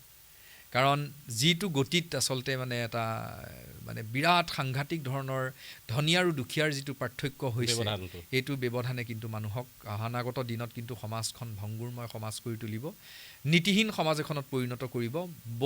অকল বস্তুৰ ওপৰত, মানে বস্তুবাদী এখন সমাজৰ ওপৰত, মানে অকল বস্তুৰ ওপৰত নিৰ্ভৰশীল, ভোগৰ সামগ্ৰীৰ ওপৰত নিৰ্ভৰশীল এখন সমাজত পৰিণত কৰিব। আৰু এই সমাজে একটা জাতিক কেতিয়াও মানে পৰৱৰ্তী দিনত কিন্তু উত্তৰণ ঘটাব নোৱাৰিব। খুব ভাল লাগিল কথাখিনি পাতি। লগতে আপুনি যিহেতু ব্যৱধান আৰু পৰম্পৰা কথাটো ক'লে, এই ব্যৱধানটো বিশেষভাৱে ব্ৰহ্মপুৰত আৰু অসমৰ বিভিন্ন কোণত সমষ্টি পুনৰ্নিৰ্ধাৰণ প্ৰক্ৰিয়াৰ জৰিয়তে এটা আনিব বিচাৰিছে। ব্ৰহ্মপুৰত বিশেষকৈ সমষ্টি পুনৰ্নিৰ্ধাৰণ কৰাৰ বাবে আপোনালোকৰ যিটো উদ্দেশ্য, সেই উদ্দেশ্যত কিবা বিঘ্নিত হ'ব নেকি? সমষ্টি পুনৰ নিৰ্ধাৰণ কৰক। তেওঁলোকে ভাবিছে যে মানে ধৰক কোনোবা এটা সমষ্টিত বিশেষকৈ যদি মেজৰিটি হিন্দু মানুহখিনি যদি মানে তেওঁলোকেই যদি একমাত্ৰ ফেক্টৰ হৈ পৰে, তেতিয়াহ'লে তেওঁলোকে বিজেপি পক্ষত ভোট দিব। তাৰ উত্তৰ দেখোন আপোনাৰ কৰ্ণাটকখন আছে, 86% মান প্ৰায় হিন্দু মানুহ। গতিকে এইবিলাক কথা লৈ পেলাই একো নহয়। আৰু মই এইটোৱেহে জানো যে মানুহেহে আচলতে তেওঁলোকক খেদিব। মানুহে ইতিমধ্যে খেদিবলৈ তেওঁলোকক দৌৰাই খেদিবলৈ প্ৰস্তুত হৈছে। আৰু এই সময় সমাগত। গতিকে ইয়াত সমষ্টিৰ পৰিৱৰ্তন বা কিবা কৰি পেলাই সাল সলনি কৰি পেলাই তেওঁলোকে একো কৰিব নোৱাৰে। আপোনাৰ সময় সমাগত, আপোনাৰ যুঁজখনলৈ আপুনি সাজু হোৱাৰ সময় সমাগত। আপুনি যুঁজখনত জয়ী হোৱাৰ কাৰণে আমাৰ ফালৰ পৰা শুভকামনা আছে। আমি আশা কৰোঁ আপুনি যুঁজত জয়ী হৈ আপোনাৰ সপোন পূৰণ কৰাৰ লগতে সমষ্টিবাসীৰ আশা পূৰণ কৰি আপুনি এক অনন্য হৈ ৰ'ব। আৰু আমাৰ মাজত উপস্থিত হৈ আপুনি আমাক যি ধৰণে উপকৃত কৰিলে, উৎসাহিত কৰিলে, আমাৰ নিমন্ত্ৰণ ৰক্ষা কৰাৰ কাৰণে ধন্যবাদ জনাইছোঁ। ধন্যবাদ। মই সকলোকে পুনৰ নমস্কাৰ জনাইছোঁ। অসমীয়া মানুহৰ জয় হওক, অসমখনৰ জয় হওক, অসমীয়া ভাষাৰ জয় হওক, অসমীয়া সংস্কাৰ সংস্কৃতিৰ জয় হওক। আৰু এই মই যিটো কথা ক'লোঁ যে পঞ্চশ্বহীদৰ উদাহৰণ দি যি অসমীয়া জাতিটোক প্ৰতিনিধিত্ব কৰে, সেই জাতিৰ জয় জয়ময় হওক, তাৰে আশা কৰিলোঁ। আৰু আপোনালোকৰো গণকণ্ঠ ৰাইজৰ কণ্ঠত পৰিণত হওক, ৰাইজে আপোনালোকক আঁকোৱালি লওক, আৰু গণকণ্ঠ এক শক্তিশালী মাধ্যমত পৰিণত হৈ গণতন্ত্ৰ বিৰোধী শক্তিক নস্যাৎ কৰাত, পৰাভূত কৰাত এটা স্পষ্ট আৰু বলিষ্ঠ ভূমিকা লোৱাত সহায়ক হওক। ধন্যবাদ। গণকণ্ঠ জনসাধাৰণৰ বাবে আৰু জনসাধাৰণৰ হৈ আপোনাৰ শুভকামনাৰ বাবে ধন্যবাদ জনাইছোঁ। নমস্কাৰ।